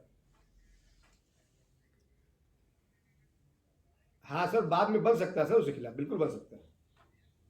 जी जी सर, सीपी सर की एक क्वेरी थी कि जैसे मान लीजिए पेंडिंग इन्वेस्टिगेशन वाले मुकदमे को आप नहीं रखना है, अनिवार्यता नहीं रखना है, और वो पेंडिंग इन्वेस्टिगेशन है उसमें और मुलजिम है और उसको हम आपराधिक उसमें गैंग चार्ट में दर्शित नहीं कर रहे हैं, लेकिन अपराध इतिहास की सूची में दर्शित कर रहे हैं, तो बाद में जब उसमें चार्जशीट लग जाती है तो उसके आधार पर आप अग्रेतर कार्रवाई कर सकते हैं, नए गैंग की कार्रवाई कर सकते हैं। नया गैंग अगर इनिशिएट करा तो उसकी कार्रवाई कर सकते हैं, क्योंकि वो हमारा आधार ही नहीं है, हमने उसको छोड़ रखा है। अभी वो चूंकि पेंडिंग इन्वेस्टिगेशन था तो हम कंक्लूजन पे पहुंचे ही नहीं थे। देखिए ये कंफर्म हो गया ना। अब हम आ जाते हैं आपके प्रथम सूचना रिपोर्ट पे। देखिए प्रथम सूचना रिपोर्ट आपने तहरीर देखी होगी, एक आपको उदाहरण दें, आप तहरीर जरा ध्यान से देखिए, जरा गौर करिएगा। एक गैंग चार्ट 1 दिसंबर को अनुमोदित हुआ। आज क्या तारीख है? 17 तारीख। 17 तारीख को एसएचओ ने ये एक तहरीर दे करके मुकदमा लिखाना शुरू किया, गैंग चार्ट बना दिया और मुकदमा लिखाना, गैंग चार्ट बन गया, अनुमोदित हो गया। 1 तारीख को आज मुकदमा लिखा रहा है। मैं एसएचओ, आपको अक्सर तहरीर मिलेगी इसी तरीके से, मैं एसएचओ अपने हमराही पुलिसगण फला फला के साथ दिनांक फला को जीडी नंबर फला से रवाना होकर क्षेत्र में व्यस्त था, तो मुझे ज्ञात हुआ कि मिस्टर एक्स का एक गिरोह है जो आपराधिक गतिविधियों में संलग्न है, इसने फला फला अपराध कारित किए हैं, इसलिए मैं लौट के आया, इसके विरुद्ध मुकदमा दर्ज करके आवश्यक कार्रवाई करें। ये तहरीर आपको मिल सकती है, आपको बहुशिक्षित देखने को मिल सकते हैं। सही है ये एक चीज FIR जो आप लिखा रहे हैं गैंगस्टर की, ये सही है? नहीं सही है? हाँ सही है सही है ना। क्यों नहीं सही है? पहले से गैंग चार्ट बना रहे हैं। हाँ, अगर ये आपने लिखा, आपने ये लिख दिया है और एज ए डिफेंस काउंसिल आप मान लीजिए पहुंचे वहां ट्रायल के समय, मैं आपसे क्वेश्चन कर रहा हूं कि आप बताइए मिस्टर इंस्पेक्टर, दिनांक 17/11 को आप इतने बजे जब थाना से रवाना होकर क्षेत्र में पहुंचे तो आपको ज्ञात हुआ कि पहली बार ज्ञात हुआ मिस्टर एक्स का एक गिरोह। तो आपके पास क्या उत्तर है? नहीं का उत्तर हो सकता है? कभी नहीं हो सकता, क्योंकि आपने तहरीर में लिख रखा है। आप कहेंगे हाँ बिल्कुल बिल्कुल सर। फिर पूछेगा कि मिस्टर इंस्पेक्टर 1 तारीख को जब आपने गैंग चार्ट अनुमोदित कराया था तो आपको पता था कि इसका गैंग है कि नहीं है? तो फिर आप थोड़ा सा हड़बड़ाएंगे कि तो कुछ गड़बड़ कर रहा है। फिर भी आपको बोलना मजबूरी है, क्योंकि आप अनोथ स्टेटमेंट दे रहे हैं, आपका बोलना मजबूरी है कि हाँ मुझे पता था 1 तारीख को मिस्टर एक्स का गैंग है। फिर उसका अगला क्वेश्चन लीजिए कि दोनों में से झूठा कौन है। ये नहीं पूछेगा सही कौन है। अगर कायदे का वकील होगा तो पूछेगा कि ये आपका 17 वाला स्टेटमेंट गलत है कि 1 वाला स्टेटमेंट झूठा है। तो आपको दोनों में से एक बोलना पड़ेगा, ये झूठा है। और झूठा तो आप अनओथ स्टेटमेंट दे रहे हैं, आप झूठा साक्ष्य देने के लिए आप लायबल हैं। इसलिए आपको तहरीर के समय भी चैतन्य रहने की आवश्यकता है, अपने सबऑर्डिनेट को बताने की आवश्यकता है उसको कि किस तरीके से लिखा जाना है। क्योंकि सारी भाग दौड़ हमको लगता है कि गैंग चार्ट अनुमोदन तक होती है, उसके बाद सारी जैसे थम सी जाती है सारी प्रोसीडिंग। तो वहां थमना नहीं है, वहां आपको देखना है कि ये एम्बिग्युइटी उसमें ना होनी चाहिए। प्रभारी निरीक्षक दर्ज कराएगा। जब आप नोडल अधिकारी के रूप में अनुमोदित करा लेंगे तो आप लिख के भेजेंगे कि आपने जो प्रारंभिक गैंग चार्ट भेजा था उसको मैंने अपनी तरफ से तैयार करा के अंतिम गैंग चार्ट अनुमोदित करा दिया है। अब इस पर आप मुकदमा दर्ज करके आवश्यक कार्रवाई करें। तो मुकदमा उस पर जाकर के प्रभारी निरीक्षक की तरफ से दर्ज होगा और फिर वो मुकदमा अनिवार्यता दूसरे थाने पे ट्रांसफर होगा। और यहाँ एक चीज ध्यान रखिए, अगर वादी मुकदमा इंस्पेक्टर रैंक का है तो वो मुकदमा एसओ के यहाँ ट्रांसफर नहीं होगा। ये नेचुरल जस्टिस के अगेंस्ट है कि इंस्पेक्टर वादी हो और विवेचना एसआई करे। अगर एसआई एसओ के रूप में वो दर्ज कराया तो आप इंस्पेक्टर के यहाँ भेज सकते हैं, कोई समस्या नहीं। लेकिन अगर इंस्पेक्टर ने दर्ज कराया है तो आप वहां पे नहीं भेज सकते। और एक और जो गलती होती है बीच में, जैसे लोग बचने के लिए क्या करते हैं कि ट्रांसफर कर दिए बगल वाले थाने में, एक सेट रहता है कि इस थाने का इस थाने में जाएगा, वहां गया और जैसे यहाँ वाला वादी ट्रांसफर हुआ ना तुरंत मुकदमा वापस ले आए कि अब तो गया वादी। तो वादी नहीं गया, अनिवार्यता दूसरे थाने से होगा, तो लौट के आने की जरूरत नहीं है। ठीक है सर, एक क्वेश्चन है जी। अब एक ही थाने में सर 2 इंस्पेक्टर नहीं हो सकता, क्योंकि मूल प्रभारी निरीक्षक है, उसके सबऑर्डिनेशन जो भी है जिस भी प्रकार का है दूसरा नहीं। वो तो आप कह रहे हैं कि दूसरे थाने से दूसरे थाने से अनिवार्यता वो भी क्लियर है और वैसे कोई भी। फर्क नहीं पड़ता उससे। चलिए दंड पे आते हैं। धारा 3 में 3 प्रकार से दंड है। अगर उस गिरोह ने सामान्य रूप से अपराध किया है तो न्यूनतम 2 साल की सजा है और न्यूनतम 5,000 रुपए जुर्माना है। ठीक है, अधिकतम 10 साल की सजा है। मैंने न्यूनतम लिख रखा है, वो नहीं लिख रखा है। एक दूसरा है कि अगर वो ऑफेंस लोक सेवक के विरुद्ध किया गया है, गिरोह ने किया है, तो न्यूनतम 3 साल की सजा है, अधिकतम 5,000 जुर्माना है। और एक डेंजरस सेक्शन है इसका 3(2) जो नीचे लिखा हुआ है, अगर ऐसा लोक सेवक जिसको गिरोह के विरुद्ध कार्रवाई करनी है और सक्षम प्राधिकारी, चाहे वो सीपी सर हो, चाहे वो एसएसपी सर हो, चाहे डीएम हो, या संबंधित गैंगस्टर न्यायालय हो, या वहां का प्रोसिक्यूटर हो, अगर उसने गैंगस्टर के विरुद्ध कार्रवाई करने के लिए कोई निर्देश दिया है, कोई सम्मन तामीला करने के लिए दिया है, कोई एनबीडब्ल्यू तामीला करने के लिए दिया है, और अगर तामीला नहीं करते हैं या आप कार्रवाई नहीं करते हैं जो प्रॉपर होना चाहिए, तो ये प्रेज्यूम किया जाएगा आप उस गैंग का मदद कर रहे हैं और आपकी न्यूनतम सजा 3 साल है, अधिकतम 10 साल है। उसकी देखिए वजह क्या है, आप इसको लाइटली लीजिए। ये इसलिए है, एक तो ऑर्गेनाइज गैंग है और उस ऑर्गेनाइज गैंग को ऐसे लोक सेवक का भी सहारा मिल जाए कि जिस लोक सेवक को उस गैंग का दमन करना है तो फिर क्या स्थिति होगी आप कल्पना कर सकते हैं। और गैंग का जो त्राही होती है वो हम आपको ये इस तरीके से बता सकते हैं कि आप बहुत प्रभावशाली हैं। यहाँ पे मान लीजिए आप एसीपी हैं, एडीसीपी हैं, डीसीपी हैं, और मान लीजिए आप यहाँ पता लगेगा इतना बड़ा दुस्साहसिक गैंग है कि किसी के खिलाफ कुछ भी कर दे रहा है। उसका गब्बर सिंह का एक मेंबर आया और आपके साथ मिसबिहेव करके चला गया, तो आप 5 बार आगे पीछे सोचेंगे कि कौन इससे मोल ले या फिर ना मोल ले, या फिर आप जिद्दीपन पे आकर उससे मोल भी लिए, सब कुछ किए। तो इसलिए बड़ी कड़ी सी कार्रवाई करने की जरूरत है कि ऐसे गैंग का अगर समूल नाश नहीं होगा तो वो सोसाइटी के लिए भी डेंजरस है और हमारे लिए भी डेंजरस है, स्टेट के लिए भी डेंजरस है। तो इसलिए उसमें कार्रवाई करने की आवश्यकता है और ये प्राविधान इसीलिए इनेक्ट किया गया है कि आदमी चेतन रहे। जैसे देखिए न्यायालय ने एक एनबीडब्ल्यू जारी किया और वो एनबीडब्ल्यू का वांटेड व्यक्ति इंस्पेक्टर के साथ दिख गया फोटो खिंचाते हुए, तो कल्याण हो गया। तो उनको दूर रखिए, क्योंकि बाद में वो प्रभावशाली हो जाते हैं। जब हो जाता है तो कोई बोलने वाला जब समाज में नहीं रहता है, इनके खिलाफ कोई आवाज नहीं उठाने वाला, तो प्रभावशाली हो जाते हैं। तो थोड़ा सा हमको आपको पब्लिक सर्वेंट दूरी बना कर रखनी है। अच्छा, इसी में अगर हमने अपना रिपोर्ट भेजा एसडीएम को, एसडीएम लिख के दे देते हैं इनके विरुद्ध कोई संपत्ति नहीं है, और बाद में हमको मालूम चलता है कि इसके विरुद्ध संपत्ति है, तो एसडीएम के खिलाफ 3/3 लिखा है, कार्रवाई हो सकती है। मुकदमा हो सकता है कि नहीं? उसी में मुकदमा में कार्रवाई हो सकती है, बिल्कुल हो सकती है। अब आपको एस्टेब्लिश करना पड़ेगा। उन्होंने आपको ये पूछना चाहिए कि मुझे ज्ञात हुआ है कि इसके विरुद्ध ये है प्रॉपर्टी, इस तरह की प्रॉपर्टी है। प्रॉपर्टियों को बाद में मिल गया, उसको कुछ भी हमने कर लिया। हाँ, ठीक है। तो आप कार्रवाई, अब आपको ये एस्टेब्लिश करना पड़ेगा कि उन्होंने जानबूझकर किया है या इग्नोरेंसिया में किया है। ये आपको थोड़ा सा देखना पड़ेगा। ये आप देखेंगे तभी आगे बचाने के लिए पहुंचेंगे। ignorancia- जैसे नहीं, जैसे आप गैंग चार्ट बनाते हैं कि जो मुकदमे में फाल लगा उसको भी रख देते हैं वही तो। हड़बड़ी में, वैसे कोई भी कर सकता है। ठीक है, उनका अधिकार सर ले लिए हैं, मुकदमा भी लिखा रहता है। चलिए अभी मैं उस पर आता हूँ, बहुत लंबा है, उस पर संपत्ति वाले पाता हूँ तो फिर डिस्कस करता हूँ। ठीक है, साक्ष्य किस प्रकार संकलित करेंगे, ये बहुत महत्वपूर्ण है। जो ज्यादा बढ़ जाता है, हम सब क्रम पे आ रहे हैं, लास्ट में आप अपनी क्वेरी नोट करते चलिए, जहां भी लगेगा आप पूछिएगा, क्योंकि हमको नहीं लग रहा इसके बाद कोई क्वेरी बचेगी।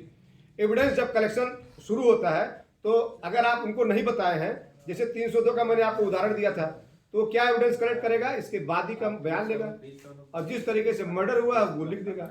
लिख करके वो अपना, अगर 4 मुकदमा है तो 4 लोगों का नाम लिया, विवेचक कर लिया, दीवान कर लिया, वादी कर लिया और चार्जशीट लगा दिया। इसमें करेक्ट क्या करना है, अगर ये एक मर्डर का मुकदमा है तो जिसने 302 का इन्वेस्टिगेशन किया उसने लिखा कि इधर से आए, इधर मारे, ये पंचनामा हुआ, इतने पंचनामा किए, पंचनामा भरे, ये फला फला चीज हुआ।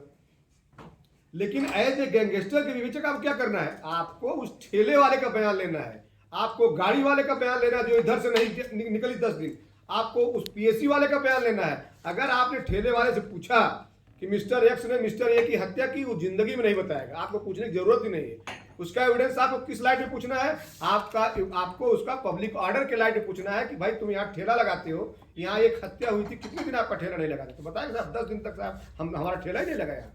और आप टैक्सी स्टैंड वाले पूछेंगे, अरे साहब तुम मर्डर इट हुआ था, ट्राई हो गई थी और मैं 10 दिन तक यहाँ नहीं लगाया, यहाँ इस टैक्सी स्टैंड आता ही नहीं था, यहाँ से पूरा डाइवर्ट हो गया था। तो ये पब्लिक ऑर्डर का आपको एविडेंस कलेक्ट करना है। अगर मान लीजिए संपत्ति के लिए हत्या हुई है तो आप जाकर नक्शा नजरी बनाइए, ये संपत्ति इनका, ये हरी पर्वत में यहाँ इसका ये संपत्ति, ये उसका आप नक्शा नजरी ले लीजिए, खसरा खतौनी ले लीजिए, वो आप इंक्लूड कर लीजिए, या सभासद का हुआ है, या इस तरह कोई एक्टिविटी है जो आपको गिरोह के उद्देश्य को परिभाषित कर रही है, या जो दो खा की 1 से 25 में है, वो आपको एविडेंस कलेक्ट करना है। और जो स्पेसिफिक कलेक्ट करना है, अगर आपने धारा 107 से 110 तक पाबंदी की कार्रवाई कराई है किसी भी व्यक्ति के विरुद्ध, तो वो पाबंदी का जो आर्डर है कि इनको 1 साल के लिए पाबंद किया जाता है कि ये प्रशांत बनाए रखें, वो आपके लिए प्रमाणिक मूल्य का है। आप वो जो आर्डर हुआ है वो आर्डर विवेचना का भाग बनाइए। अगर आपने एनएसए के तहत कार्रवाई करके डिटेन कराया है तो डिटेंशन आर्डर भी आप इसमें इंक्लूड करेंगे इन्वेस्टिगेशन के दौरान।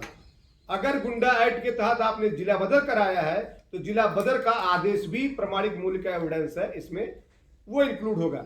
एक चीज और इंक्लूड होगा, इसको मैं धारा 14 के साथ चर्चा करूंगा। धारा 4B है कि अगर उस गिरोह के पास किसी समय बहुत महत्वपूर्ण चर्चा वहां करूंगा, नहीं यहाँ ज्यादा बढ़ जाएगा, किसी समय उस गिरोह के पास ऐसी जंगम या स्थावर संपत्ति है जिसके बारे में वो एक्सप्लेन नहीं कर पा रहा है कि उसके आय के ज्ञात स्रोत से आया, कैसे आया, एक्सप्लेन नहीं कर पा रहा है, तो ये उपधारित किया जाएगा कि उसने गिरोहबंद का अपराध करके अर्जित किया है। बर्डन ऑफ प्रूफ एक्यूज पे रहेगा। ये कैसे होगा, ये एक तो स्टेब्लिश करेगा गैंगस्टर का अपराध करके कारित किया है, तो ये हमारा केस मजबूत करेगा। और वो कैसे एक्सप्लेन होगा वो अभी मैं 14 के साथ बताऊंगा। देखिए यदि अपहरण और व्यपहरण किया गया है और उसमें फिरौती की कोई मांग नहीं है तो ये प्रेज्यूम किया जाएगा कि फिरौती के लिए अपहरण किया है, लोक व्यवस्था छिन्न भिन्न किया है। अगर कोई ले जाकर छिपा रहा है ऐसे अपहरित व्यपहरित व्यक्ति को, तो ये माना जाएगा कि वो फिरौती में वो भी शामिल रहा है, इसीलिए ले जाकर छिपाया हुआ है। इसमें कार्रवाई अभियुक्त की अनुपस्थिति में भी हो सकती है। विचारण की कार्रवाई अन्वेषण अनिवार्यता भिन्न थाने से होगा, रूल 19 बोलता है। एक चीज और ध्यान रखिए, अगर किसी गिरोहबंद व्यक्ति को आपको पुलिस कस्टडी में लेना है, अच्छा आप सबको पता है कि नहीं कि किसी भी अभियुक्त की पुलिस कस्टडी कितने दिन के अंदर मिल सकती है, उसके बाद कभी नहीं मिल सकती।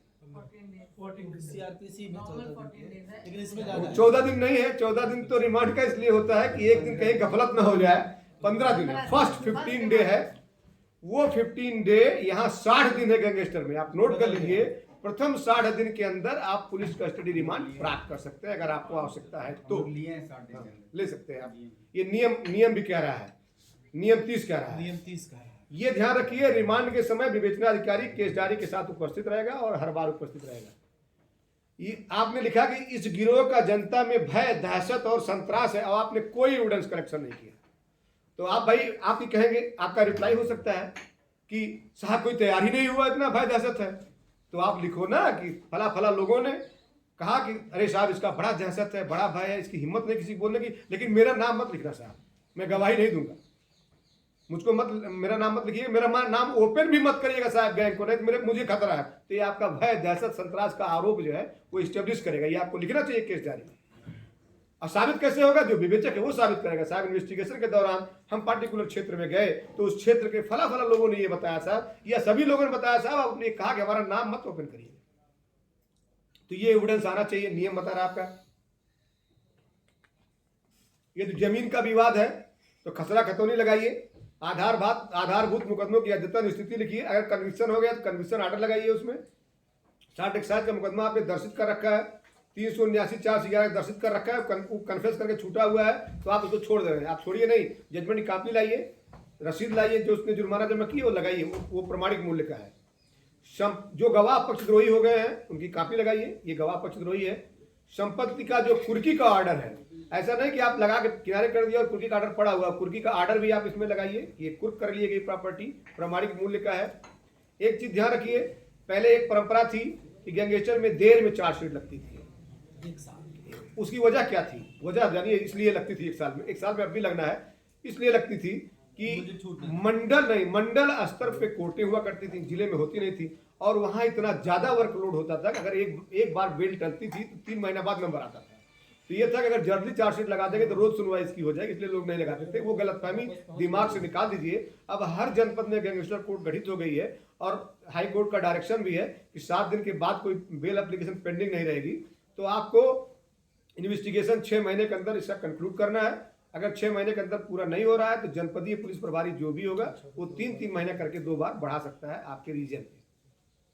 आरोप पत्र जब आप लगाएंगे तो आप इन्वेस्टिगेशन के क्रम में ही ध्यान रखिए कि आरोप पत्र में सभी गवाहों का अस्थायी पता, मोबाइल नंबर, पीएनओ नंबर, आधार नंबर मिल जाए तो भी आप उसमें आरोप पत्र में निश्चित रूप से उल्लेख करेंगे। उसका बहुत फायदा इंटरेस्ट ऑफ जस्टिस है, इस वजह से कि ट्रायल के दौरान मान लीजिए गवाह आपका विवेचक दौरा हो, या मान लीजिए इमरजेंसी है, हाई कोर्ट ने डायरेक्शन किया 3 महीने निस्तारण करना है, तो आपको खोजना नहीं है। अगर मान लीजिए आदमी हट गया वहां से, उसका मोबाइल नंबर है, आप मोबाइल नंबर से ट्रेस कर सकते हैं, सीधा पैरोकार आपका बुला सकता है, सीधा कोर्ट मोहरी बुला सकता है। आप कहीं भी पोस्ट रहे इन्वेस्टिगेटर के रूप में, आपका पता नहीं लग रहा कि आप कहाँ पोस्ट हैं, किसी सेल में है, तो फोन करके आपको पता कर लेगा कहाँ पे आप हैं और वहां से बुला सकता है। और प्रयास से करिए CUG नंबर ना लिखा जाए, जो उसका व्यक्तिगत नंबर हो वो लिखिए, पीएनओ नंबर लिखिए। विवेचना जब आप विवेचना तक कोई समस्या है, कहीं कोई समस्या? विवेचना पूरी होने के बाद सारी केस डायरी लोक अभियोजक के द्वारा परीक्षित की जाएगी, अनिवार्यता आपको भेजना है। परीक्षण के बाद जो वो कमी दर्शित करेगा उस कमी को आपको पूर्ति करनी है, फिर अभियोजन स्वीकृति प्राप्त करके आरोप पत्र आपको लगाना है। अभियोजन स्वीकृति जनपदों में SSP साहब देंगे, SP SSP साहब देंगे, और जहाँ पे कमिश्नरेट है वहाँ CP सर देंगे, या जहाँ जोन में बटा हुआ आप जोन के हिसाब से कार्रवाई कर सकते हैं। DCP भी दे सकते हैं। हाँ, नहीं, DCP जहाँ जोन, आपने जोन के रूप में बात, जनपदीय पुलिस प्रभारी वर्ड इस्तेमाल है, आप उसको कैसे निर्वचन करते हैं आप देखिए। नियमावली के नियम 65 में एक चीज लिखा हुआ है, देखिए, एक जो बहुत जिला स्तरीय समिति को जो बहुत बड़ा पावर दिया गया, बहुत इतना हम तो कहेंगे ऐतिहासिक पावर है। इन्वेस्टिगेशन के दौरान अगर जिला स्तरीय समिति ये पाती है कि जो इन्वेस्टिगेशन हो रहा है उस गैंग के विरुद्ध गलत कार्रवाई की गई और मुकदमा विवेचनाधीन है, तो उस मुकदमे को उसी स्तर पे समाप्त करने का डायरेक्शन जिला स्तरीय समिति दे सकती है। अगर चार्जशीट लग गई है, 3 माह में परीक्षण होगा, अगर चार्जशीट लग गई है तो उसको वापस करने का रिकमेंडेशन सेक्शन 321 CRPC में वापस होता है। वापस होने का रिकमेंडेशन स्टेट गवर्नमेंट को जिला स्तरीय समिति कर सकती है। और सबसे बड़ी बात, जिला स्तरीय समिति ये निर्णय कर सकती है कि गैंग लीडर या गैंग के किसी सदस्य को राज्य की किसी सेवा में नहीं लिया जाएगा इसको किसी जो है पट्टा ठेका या किसी भी प्रकार की प्रसुविधा जो मिलती है वो प्रसुविधा नहीं दी जाएगी। ये जिला स्तरीय समिति निर्णय ले सकती है। ये तो सिंपल सा कोर्ट के लिए है। हर न्यायालय एक स्पेशल कोर्ट है। सीपी और विशेष जिला समिति में कौन कौन रहता है, एक बार फिर क्लियर कर दीजिए। जिला स्तरीय समिति में कमिश्नरेट में सीपी सर रहेंगे और डीसीपी रहेंगे। मान लीजिए जिस जोन के रहेंगे डीसीपी रहेंगे, जो जेडी प्रोसिक्यूशन साहब हैं वो रहेंगे, और जो लोक अभियोजक उसका ट्रायल कर रहा है वो रहेगा। जो सामान्य जिले हैं उसमें जिला मजिस्ट्रेट रहेंगे, एसएसपी साहब रहेंगे, ज्वाइंट डायरेक्टर प्रोसिक्यूशन रहेंगे, और जो उसका अभियोजन कर रहा है वो व्यक्ति। मतलब जैसे कि अगर डीसीपी अपने जोन में करना चाह रहे हो तो उनको पावर है? क्या जोन में करना चाह रहे हो? मतलब नहीं, सीपी करेंगे। जो भी CP परीक्षण करेंगे सीपी करेंगे। डीसीपी को नहीं परीक्षण एज ए मेंबर रहे। जी जी। देखिए सीधा सेशन कोर्ट में जो गैंगस्टर कोर्ट है वो अपने आप में एक्सक्लूसिव कोर्ट है। सारी रिमांड की कार्रवाई आपको पता ही है उसी की कोर्ट में होगी। आपको डिस्ट्रिक्ट जज के यहाँ जाने की जरूरत नहीं है। एक चीज बहुत महत्वपूर्ण है इसका सेक्शन 6। आपको पता है कि ऑनरेबल सुप्रीम कोर्ट कहीं भी अपनी कोर्ट लगा सकती है, कहीं भी। ये कितना स्पष्ट प्राविधान सेक्शन 6 का है कि गैंगस्टर कोर्ट अपने बैठक का स्थान चेंज कर सकती है। जहां सिविल कोर्ट में ट्रायल किया जा रहा है, अगर आप वहां पर लोक अभियोजक के माध्यम से आपने उसको संतुष्ट किया कि इस गिरोह का ट्रायल जेल में होना चाहिए, तो उसका ट्रायल जेल में भी किया जा सकता है संतुष्ट होने पे, कि जिससे साक्षियों का सुरक्षा ना हो, या ये भी असुरक्षा है कि वो अभियुक्त आया है उसको दूसरा रिवलरी में दूसरा गैंग मार सकता है, तो वहां आप ये एप्लीकेशन दे करके उसका ट्रायल कोर्ट में करा सकते हैं। बाकी तो न्यायालय से संबंधित है कि विशेष न्यायालय अगर ट्रायल के दौरान पाता है कोई कि ये अपराध गैंगस्टर का नहीं है तो नीचे भेज सकता है जो प्रॉपर कोर्ट है, और प्रॉपर कोर्ट अगर इन्वेस्टिगेशन के दौरान उसको लगता है कि ये ट्रायल जो है वहां होना चाहिए गैंगस्टर कोर्ट में, तो गैंगस्टर कोर्ट के लिए वो भेज सकता है। अन्य अधिनियम का जो अपराध है, जैसे गैंगस्टर स्पेशल कोर्ट गठित हुआ है और वो जब ट्रायल कर रहा है तो उसके साथ जो भी और अपराध लगे हुए हैं, 302 लगा हुआ है या जो भी गैंग चार्ट के मुकदमे, सब वहाँ ट्रांसफर आप सेक्शन 12 को दृष्टिगत रखते हुए करा सकते हैं, और सबका ट्रायल एक साथ कोर्ट कर सकता है। गैंगस्टर में भी पनिश कर सकता है, बाकी सब में पनिश कर सकता है, क्योंकि gangster court session trial court है, सेशन कोर्ट है, और ट्रायल वो मजिस्ट्रेट की तरह करेगा जैसे मजिस्ट्रेट ट्रायल करता है।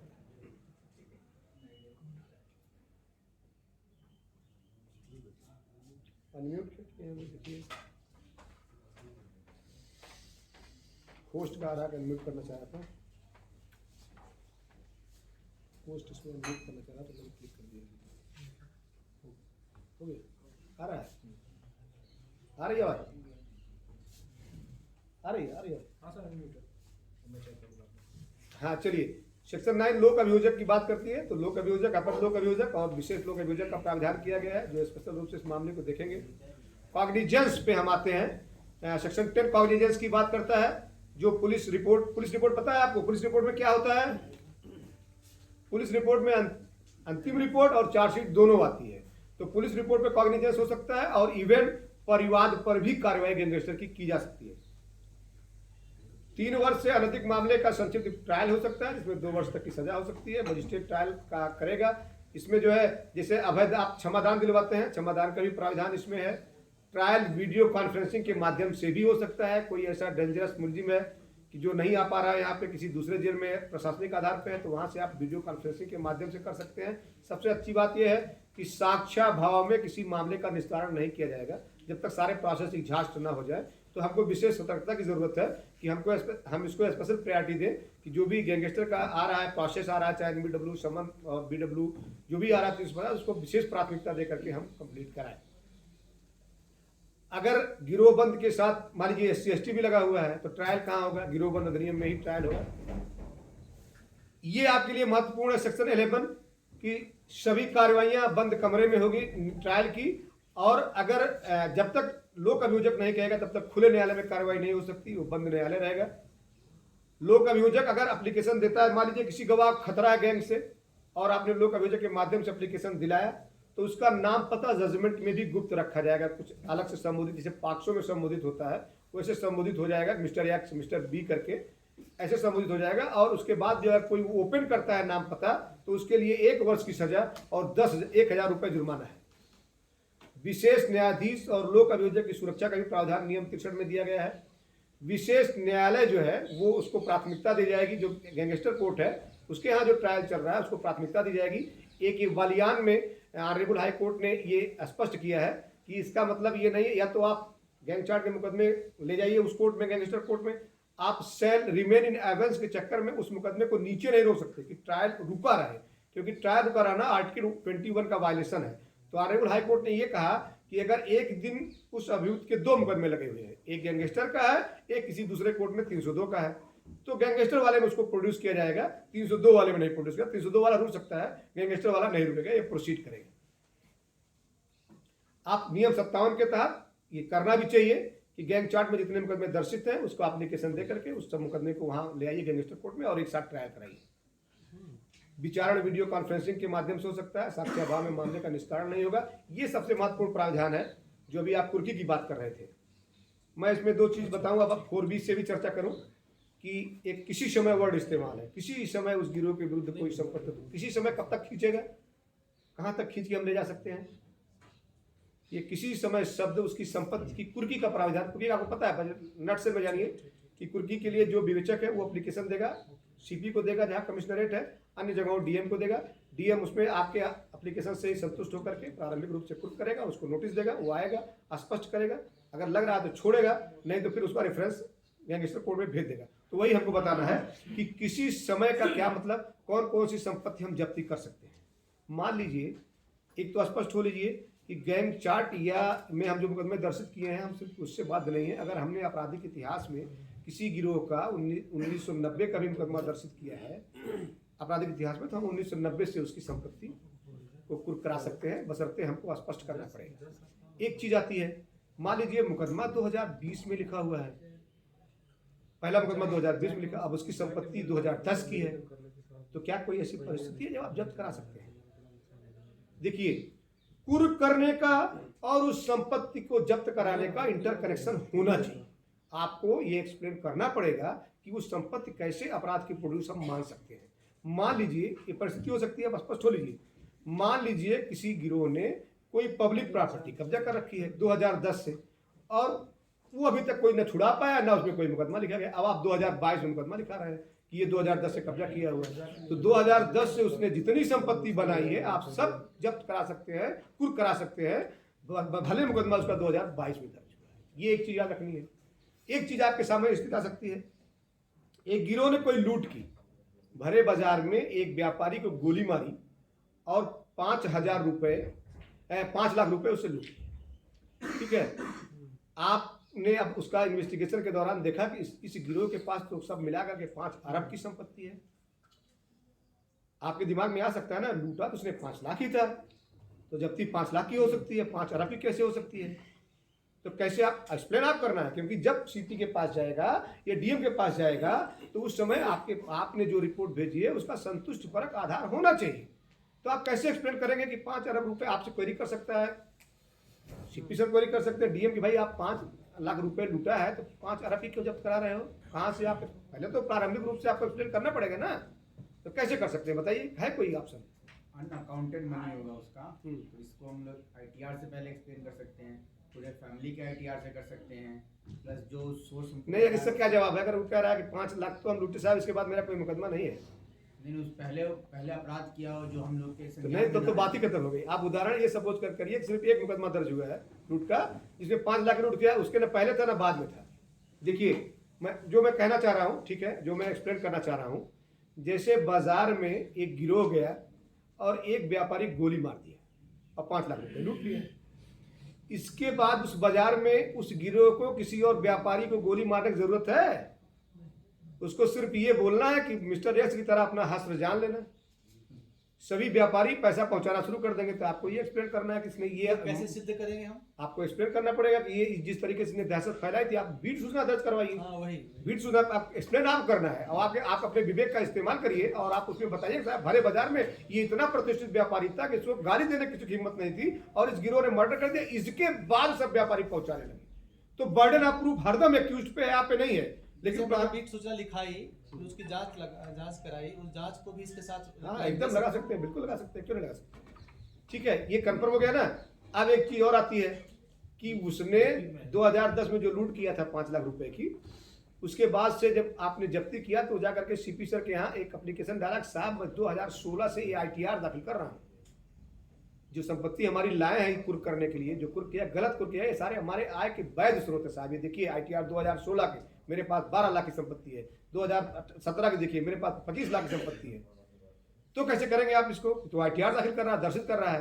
भाई उस 5 लाख रुपए को जो उसने लूट लिया था, उसके ला करके एक सिटी मॉन्टेसरी स्कूल खोल दिया और इसके बाद उसका धन आना शुरू हो गया। तो वो 5 अरब की संपत्ति बना लिया है, तो वो अपराध का प्रोड्यूस ना, कि अगर वो 5 लाख की पूंजी अपराध वाली न लगाया होता तो आज इतना बड़ा वो लेकिन स्कूल नहीं खोल मतलब सकता। लूट के बाद मकान बनना चाहिए। हाँ बिल्कुल भाई, आपको एक्सप्लेन आप करना है लॉजिकली। लॉजिक जो है वो सबका समान होता है ऐसा नहीं है। आप लॉजिकली आपको एक्सप्लेन करना है कि कैसे हुआ। अब हम प्रॉपर्ली एक्सप्लेन कर पा रहे हैं आपको ना कि ये जो है भले ITR दाखिल करा, उससे क्या मतलब? अपराध से अर्जित संपत्ति से बनाई गई संपत्ति भी अपराध से अर्जित प्रोड्यूस मानी जाएगी। ठीक है। अच्छा मान लीजिए कोई मकान बनाया है और उसमें 50 लाख लोन ले लिया है वो। आप ले लीजिए, उससे ले लीजिए। 50 लाख रुपए लोन ले लिया है, वो कहेगा कि साहब हम तो लोन लेकर हाँ बिल्कुल, अब एक्सप्लेन कर रहा है ना, तो आपको बताना है 50 लाख का मकान नहीं, 1 करोड़ का है, 50 लाख लोन वाला है, 50 लाख फर्जी वाला है। ये 50 लाख जो है ये इसका अपराध वाला है।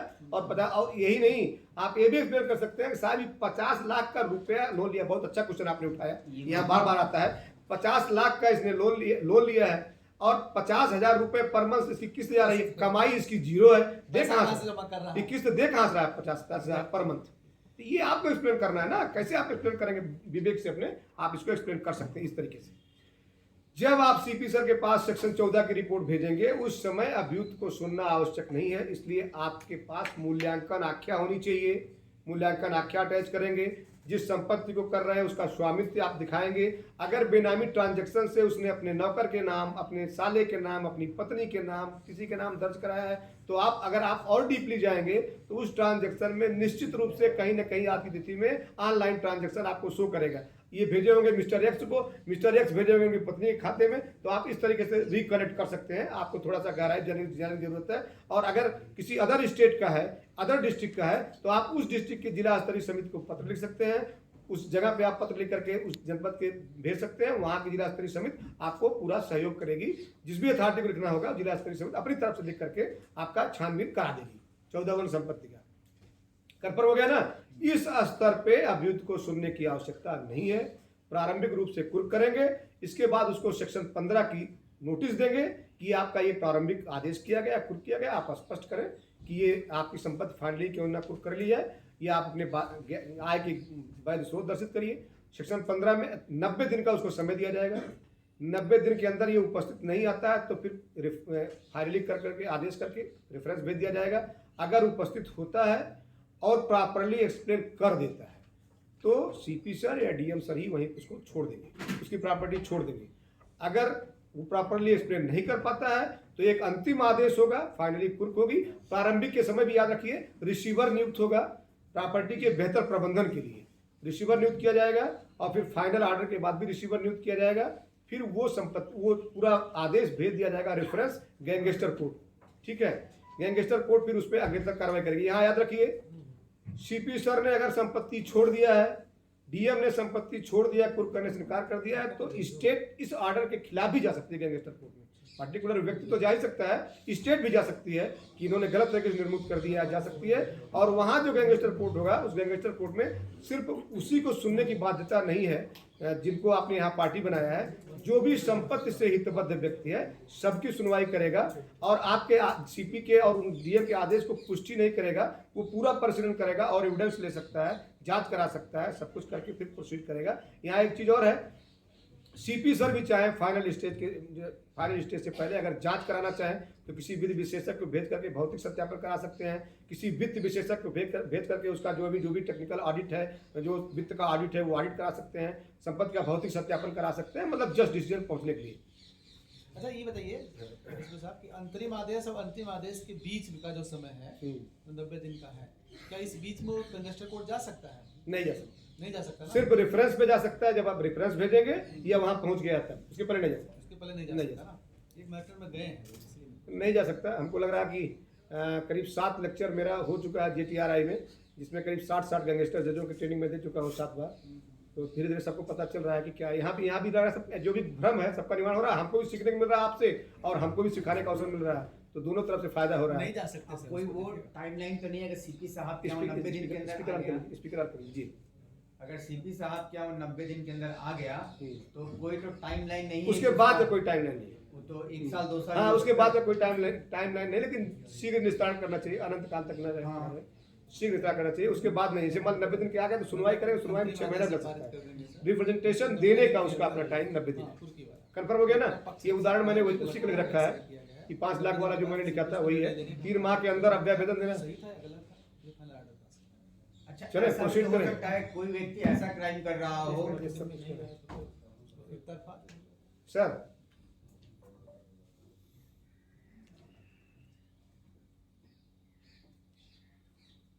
सर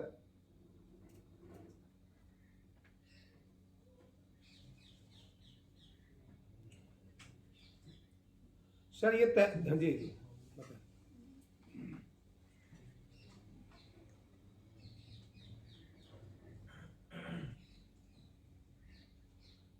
हाँ सर, हाँ ठीक है सर, ठीक ठीक ठीक।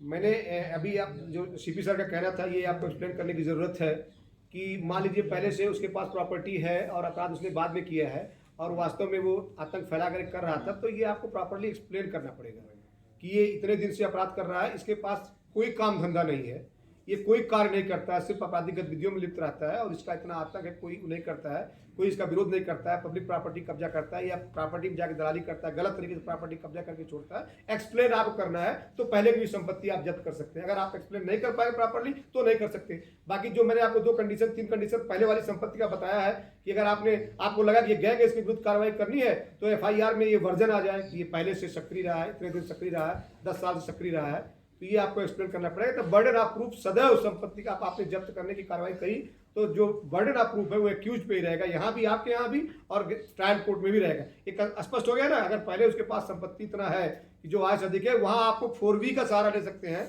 जहाँ लिखा हुआ किसी समय उस गिरोह की इतनी संपत्ति है जो उसके आय के ज्ञात स्रोतों से अधिक है, तो एक्सप्लेन करने को उसका है। लेकिन आपका सिर्फ इतना लिख देना पर्याप्त नहीं है। आपको अब जो 14 की रिपोर्ट आप भेजेंगे कि मैं एक नटशेल में आपको बताता हूं कि महोदय मिस्टर एक्स का ये गिरोह है, इस गिरोह के विरुद्ध एक अपराध, प्रथम अपराध वर्ष 2010 में दर्ज हुआ, उसके बाद इसका इतना अपराध दर्ज हुआ, फला तारीख को गैंगस्टर का मुकदमा दर्ज गया, इसका आपराधिक इतिहास की सूची ये है, ये लगातार आपराधिक गतिविधियों में लिप्त है।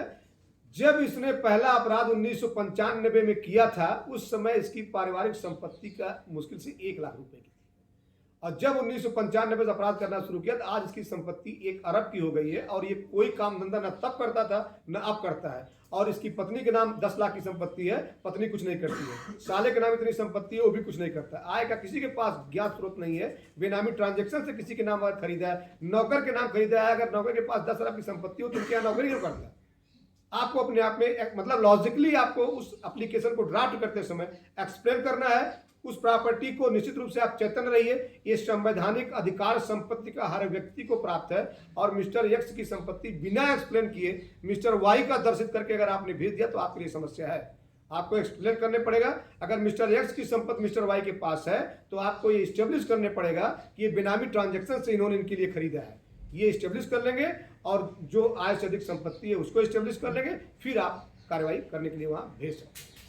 आज ये देखिए स्थलीय निरीक्षण करा सकते हैं, सीपी जिला मजिस्ट्रेट नियम 41 में है। संपत्ति की कुर्की कार्रवाई कर सकते हैं, चाहे कोर्ट ने कॉग्निजेंस लिया हो या न लिया हो, लेकिन चार्जशीट लग जाना चाहिए, क्योंकि जब तक चार्जशीट आप नहीं लगाए हैं तब तक आप खुद ही स्टेब्लिश नहीं कर पा रहे हैं कि ये भी इसमें गैंगस्टर का अपराध उसने किया कि नहीं, क्योंकि विवेचना इसीलिए होती है कि उसने ऑफेंस किया कि नहीं किया, सामान्यतः लग जानी चाहिए। ठीक है। दस्तावेज की समीक्षा भी जिला मजिस्ट्रेट या पुलिस आयुक्त अपने अधीनस्थ राजपत्रित अधिकारी से करा सकते हैं। यहाँ भी कार्रवाई बंद कमरे में होगी। आप ये नहीं कर सकते कि किसी गैंग के सदस्य की आपने जब्ती के लिए कार्रवाई कर रहे हैं और मर गया तो आप कहें साहब तुम मर गया, खत्म हो गया, नहीं, क्योंकि संपत्ति का मुकदमा अगर किसी अभियुक्त को दोषित किया गया, जुर्माना किया गया है और अपील में गया और मर गया तो जो पनिशमेंट है उस संबंध में तो अबेट हो गया, लेकिन जो संपत्ति पे जो था रिकवरी का था, जो जुर्माना किया गया था वो चलता रहता है। उसका यहाँ पे जो उसका लीगल प्रतिनिधि होगा उसको बना करके कार्रवाई की जा सकती है। फिर गैंग चैट में नाम क्यों हटा रहे हैं जो मृत हो गया है? नहीं, चूंकि अब उसको हम दंड के अधीन नहीं ला सकते। तो उसके खिलाफ 14 तो कर ही सकते हैं। हाँ 14 एक कर सकते हैं, लेकिन पहले आप गैंग चार्ट अनुमोदित हो जाना चाहिए पहले से। अगर कार्रवाई आप कर रहे हैं तब मरने की बात है। अनुमोदित होने के पहले अगर भाई आप उसको कुछ कर ही नहीं रहे हैं, कुछ आपने पहले कुछ नहीं किया, आप तो गैंग का सदस्य नहीं बनाया, या फिर अगर आपको किसी ऐसे करना है जिसने अपराध से अर्जित किया है तो आपको शो करके चलना पड़ेगा कि ये भी गैंग का मेंबर था लेकिन मर गया, इसलिए गैंग चार्ट में दर्शित नहीं किया जाना, तो आप कर सकते हैं। तो उसको स्टार्टिंग में गैंग चार्ट में दर्शित करना पड़ेगा, आपको इनिशिएटिव से लेकर चलना तो पड़ेगा। जो स्टार्टिंग मर गया है जिसके खिलाफ वो 14 एक करना उसको दर्शित करके हम कर सकते हैं, लेकिन करा सकते इसमें हैं। थोड़ा सा अवॉइड करना चाहिए रेयर कंडीशन में ही, क्योंकि एक्सप्लेन करना बहुत संभव नहीं होता है। आपके पास ये बार बार आएगा कि आपने इसके विरुद्ध गैंगस्टर कार्रवाई नहीं की, तो हर जगह एक्सप्लेन करना पड़ेगा, तो थोड़ा सा अवॉइड करने की जरूरत है। लेकिन जहां लगे आपको वहां लॉजिकली आप कायदे से लिख करके कार्रवाई कर सकते हैं। ठीक है, प्रत्येक ऐसी कुर्की पर संहिता के प्रावधान लागू होंगे। ये आपका थोड़ी सी समस्या हो रही है, आपको स्पष्ट कर दें। सीआरपीसी के प्रावधान लागू होंगे कुर्की के संबंध में, आपको पता है। चल संपत्ति की कुर्की जो है किसी भी जिले में हो सकती है। अचल संपत्ति की कुर्की अगर गैर जिले में है, संपत्ति का आपके थाना क्षेत्र में रहना आवश्यक नहीं है, उत्तर प्रदेश से किसी जिले में हो सकती है, इवन आपकी दिल्ली में भी हो सकती है, कहीं भी हो सकती है। कहीं की संपत्ति आप अगर अपराध से अर्जित है तो आप जब्ती कर सकते हैं। सीआरपीसी का प्रावधान ये कहता है गैर जिले की संपत्ति, अचल संपत्ति का निष्पादन कुर्की का तभी होगा जब उस जिले का जिला मजिस्ट्रेट इंडोर्स कर दे। आज की तिथि में चूंकि कमिश्नरेट में सारा पावर सीआरपीसी का सीपी सर को दिया गया है, तो जब सीपी सर इंडोर्स कर देंगे तो दूसरे जगह की प्रॉपर्टी भी कुर्क करने के लिए अधिकृत हो गई। लेकिन रिसीवर नियुक्त करने का कार्रवाई वहीं से होगी जो सीपी या जिला मजिस्ट्रेट कुर्की की कार्रवाई कर रहे हैं, वो आदेश करेंगे वहां से, तभी आगे प्रोसीड होगी। चाहे अपने जिले की संपत्ति है या गैर जिले की संपत्ति है, जब्त हो सकती है। कुर्क करते समय आपको प्रावधान ध्यान रखना चाहिए 4B 16(5) और 53(2) की बर्डन ऑफ प्रूफ एक्यूज्ड पे है, वो एस्टेब्लिश करें। अगर हम संभाव्यता की स्थिति तक पहुंच गए हैं तो यहाँ बियॉन्ड रीजनेबल डाउट हमको नहीं साबित करना है, हम कार्रवाई करेंगे, बर्डन ऑफ प्रूफ उस पर रहेगा। रिसीवर की नियुक्त करेंगे तो रिसीवर को जो है सिविल सीपीसी की सारी शक्तियां हैं, तो रेफरेंस वहां भेजेंगे। कुर्क करने से अगर इनकार किया है तो निर्मुक्ति के आदेश दिया जिला मजिस्ट्रेट ने तब, या रेफरेंस प्राप्त होने पर, निर्मुक्ति से इनकार करने पर वहां गैंगस्टर कोर्ट में जाएंगे। सीधे गैंगस्टर कोर्ट सुनवाई नहीं कर सकता बीच में, जब तक रेफरेंस नहीं आ रहा है। जब उसके पास जाएगा तो सिर्फ सीपी के डीएम के आदेश की सिर्फ पुष्टि नहीं करेगा, वो अपना इतर आदेश कर सकता है। वो जांच के लिए दिनांक तय करेगा, जिसने आवेदन दिया है, जिसने वहां अभ्यावेदन दिया है। इसका मतलब सिर्फ अभ्यावेदन देने वाले से ही बात नहीं है, जिसने इस कोर्ट में गैंगस्टर कोर्ट में आवेदन दिया है, अभ्यावेदन वाले को, राज्य सरकार को और किसी भी अन्य व्यक्ति को जिसको लग रहा है कि प्रॉपर्टी से हितबद्ध है, उसको सुनने का पावर है, उसको सुनवाई की जा सकती है। बर्डन ऑफ प्रूफ सदैव दावा करने वाले संपत्ति पर होगी। मैं आपको बता चुका हूं, संपत्ति का अर्जन और अपराध का अंतर संबंध आपको इस्टेब्लिश करना पड़ेगा। आदेश जब वहां गैंगस्टर कोर्ट देख लेगी विचारण करके, फिर वो सेक्शन 17 में आदेश कर सकती है। आदेश देखिए 3 प्रकार से है, एक तो उसको छोड़ देगी या कुर्क कर लेगी, कुर्क करना या जब्ती अधिहरण कर लेगी। कुर्क कर लिए भी जजमेंट प्रोनाउंस नहीं हुआ तो उस समय तक के लिए कुर्क है, उसमें आदेश फाइनली कर देगी।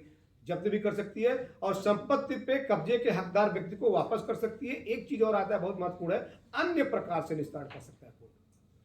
अगर कोर्ट को ये लगा कि ये 10 अरब की संपत्ति है और इस पर किसी का कोई हक नहीं है, मान लीजिए अपने जान बचाने के लिए गैंग ने कहा नहीं मेरी संपत्ति नहीं है और फाइनली स्टेब्लिश नहीं हो रहा किसकी संपत्ति है, तो वो अन्य प्रकार किसी जनहित कार्य के लिए उसने कमिश्नरेट बनने के लिए दे दिया, उसने हॉस्पिटल बनने के लिए आदेश कर दिया, या उसने ऐसे किसी जनहित कार्य के लिए वो आदेश प्रॉपरली कर सकता है।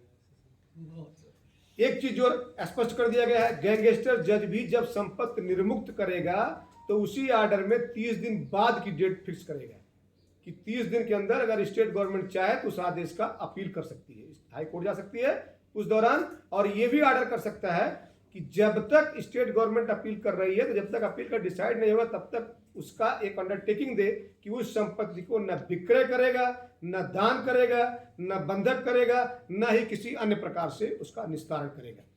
और बाकी अपील का प्रावधान वही लागू होगा। बेल के संबंध में हम आते हैं। आप सभी को पता है हमारा दंडिक कानून क्या कहता है, प्रत्येक व्यक्ति निर्दोष है जब तक उसका दोष संदेह से परे प्रमाणित ना हो जाए। आपको पता है बेल रूल है, जेल एक्सेप्शन है, हर व्यक्ति को जमानत मिलनी चाहिए, जेल अपवाद है। वजह क्या है कि किसी व्यक्ति को आपने जेल भिजवा दिया और ट्रायल के बाद वो छूट गया, पता लगा आपने आधारहीन मुकदमा दर्ज किया, अभी अगर 6 महीना जेल में रहा उसके लिए रिस्पॉन्सिबल कौन होगा? चूंकि अभी हमारी सोसाइटी इतनी परिपक्व नहीं हुई है, इसलिए रैंकफुल कन्फाइनमेंट का या विद्वेषपूर्ण अभियोजन का मुकदमा दायर नहीं करती है। अगर ये इस्टेब्लिश हो जाएगा आपने फर्जी कार्रवाई की है, 6 महीना रखे हुए हैं, तो हालत खराब हो जाएगी। आपको 6 महीने का हिसाब कौन देगा उसको? इसलिए सीआरपीसी भी जब आप पढ़ेंगे तो जब जैसे 154 शुरू करेंगे तो फाइनली अरेस्ट 170 पहुंचता है। प्री मेच्योर अरेस्ट 41(1)(b) में है, जहां करते हैं आप। मेच्योर अरेस्ट 170 सीआरपीसी में है, उसके बाद कुछ नहीं। 171 में बांध लेते हैं, 172 में आपकी सीडी है, 173 में पुलिस रिपोर्ट है, फिर विवेचना नहीं होती है। इसलिए कि उसकी जो लिबर्टी आपने कर्टेल किया उसको कौन एक्सप्लेन करेगा? तो इसलिए यहाँ पे सदन, लेकिन एनडी चूंकि इतना कड़ा एक्ट है कि इससे सोसाइटी बड़े बृहद तरीके से प्रभावित हो सकती है, इसलिए जमानत के कड़े प्रावधान किए गए हैं और उस रूल को पलट दिया गया है। यहां जेल रूल है, बेल एक्सेप्शन है, और जो कंडीशन 437 की है उसके अतिरिक्त और कंडीशन इंपोज की गई है। क्या इंपोज की गई है? कि अगर उस अभियुक्त के जमानत प्रार्थना पत्र पर लोक अभियोजक विरोध करता है तो गैंगस्टर न्यायालय को 2 बिंदु पे अपने को स्पष्ट करना। नंबर 1, उस गिरोह ने यथाकथित अपराध किया ही नहीं। क्या हो सकता है जिसका रिमांड बना दिया है?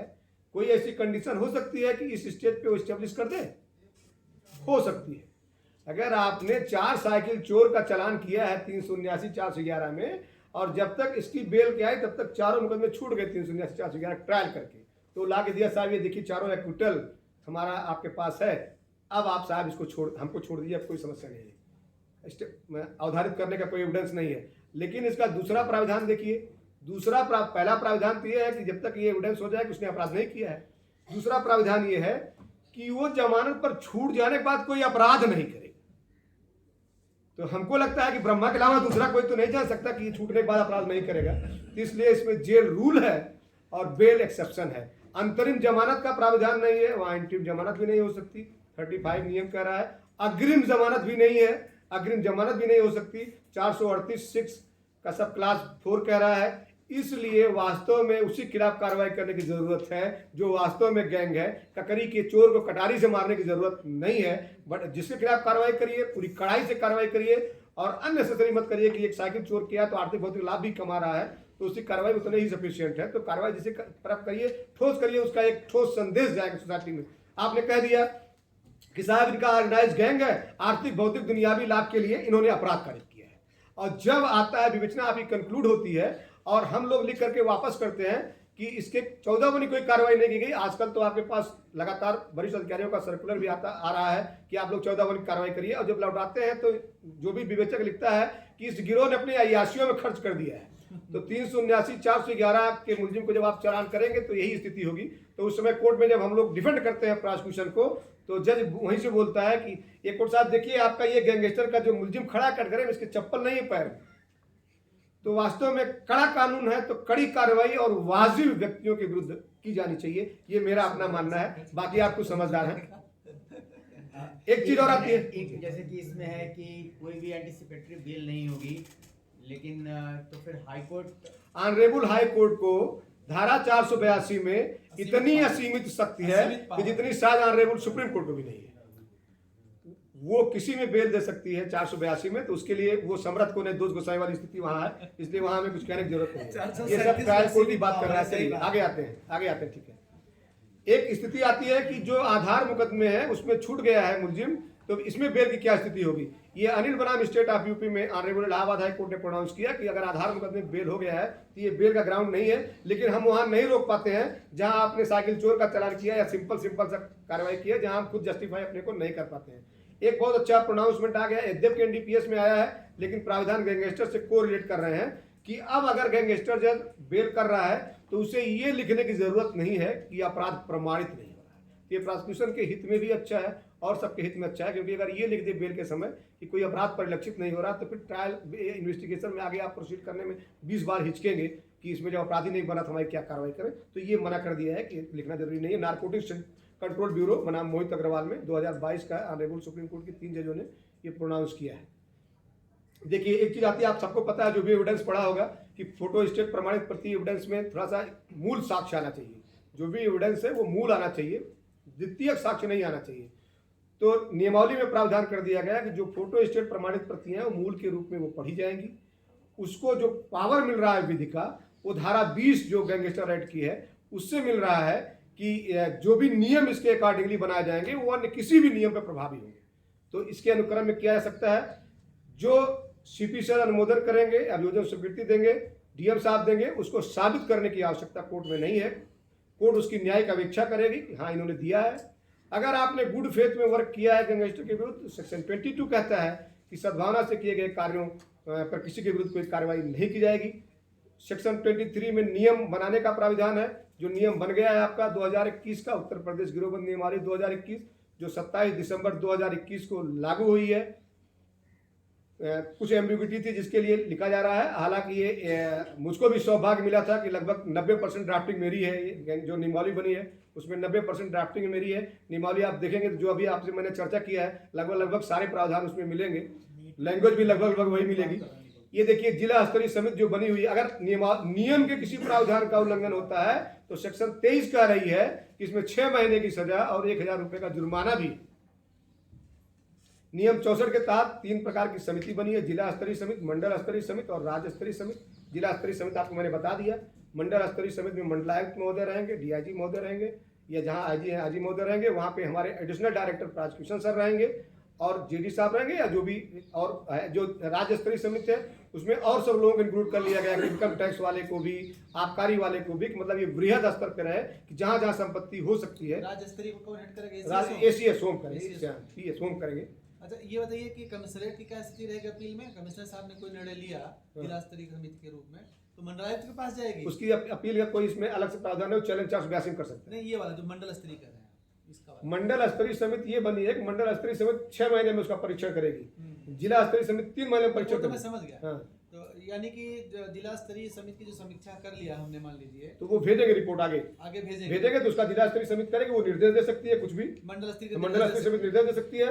फिर एनुअल जो है वो राज्य स्तरीय वो तो समिति है। तो मतलब जो कमिश्नरेट वाले जिले हैं उसमें भी मंडलायुक्त निर्देश हाँ बिल्कुल जाएंगे। अभी तो प्रावधान वही है, अभी वही प्रावधान वही है।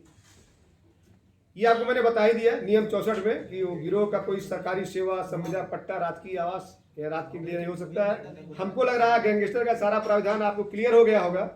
अगर आपको कोई क्वेरी हो तो आप निश्चित रूप से पूछ सकते हैं और हम 2 मिनट के लिए 5 मिनट के लिए रेस्ट करेंगे, इसके बाद गुंडा एक्ट शुरू करेंगे। कहीं से भी कोई क्वेरी गैंगस्टर की हो, कहीं से कोई भ्रम की स्थिति हो तो आप निश्चित रूप से भेज सकते हैं। और जो हमारे जूम लिंक से और डिस्ट्रिक्ट के लोग जुड़े हुए हैं, विभिन्न डिस्ट्रिक्टों के जुड़े हुए हैं, हमारे प्रोसिक्यूटर जुड़े हुए हैं, ये जो मेरा नंबर शो हो रहा है, ये मोबाइल नंबर, ये मेरा व्हाट्सएप नंबर है। आप इस व्हाट्सएप नंबर पे भी क्वेरी भेज सकते हैं और उस क्वेरी का जवाब मैं आपको निश्चित रूप से दूंगा। और अगर आपको कोई और समस्या नजर आएगी तो आप इस संबंध में हमसे पूछ सकते हैं। अभियोजन निदेशालय वाला नंबर है ना ये? नहीं, ये मेरा नंबर है, नाम से नंबर है, ये नाम से अलॉट है, इसलिए साथ ही रहेगा, 60 साल बाद जमा करना पड़ेगा। ईडी बनने पे भी। और मेरी रिवाइज बुक आ रही है गैंगस्टर की, एक गैंगस्टर की बुक मेरी है, जल्दी भेजिए। वो रिवाइज होकर के आ रही है तो मिलेगी तो सारा उसमें स्थिति और भी क्लियर है। नहीं, मैं ये नहीं कह रहा हूँ, आप निश्चित रूप से उसको लीजिए, बहुत सी किताबें मार्केट में हैं और क्योंकि मुझसे उसका कोई फायदा नहीं, सिर्फ ये है कि लोगों के जनहित में हो, इसलिए मुझे एक लेने से फायदा है कि हम आपसे पूछते भी रहेंगे। थैंक यू, आपको बहुत बहुत धन्यवाद। अगर कोई क्वेरी हो तो आप यहाँ कर सकते हैं, आप भाई फेस यहाँ बैठे हुए हैं। एक चीज ये बताइए कि जो नोडल अधिकारी वाला कॉन्सेप्ट हाईकोर्ट ने कर दिया है कि वो गैंग चार्ट को आगे बढ़ाएंगे, तो व्यवहारिक है ये? बिल्कुल व्यवहारिक है, क्योंकि आज की तिथि में भी वही समस्या आ रही है जो पहले आ रही थी।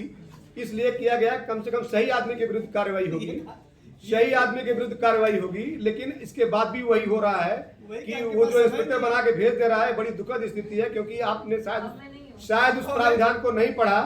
उस प्रावधान को आप निश्चित ध्यान में रखिए कि अगर आपने गलत किया है, गलत कार्रवाई की है, आपने गलत सूचना दिया है, तो आप आपराधिक दायित्व के अधीन और आप विभागीय दायित्व के अधीन जिम्मेदार हैं। इसलिए सही व्यक्ति के खिलाफ कार्रवाई करिए, सही गैंग के खिलाफ कार्रवाई करिए और कड़ी कार्रवाई करिए, उस गिरोह का समूल नाश करिए। साहब और पिलाओ कुछ चाय वाय कॉफी लाओ। चल तो रहे अभी, बंद कर 5 मिनट बाद गुंडा एक्ट शुरू करेंगे। चाय तो पीता नहीं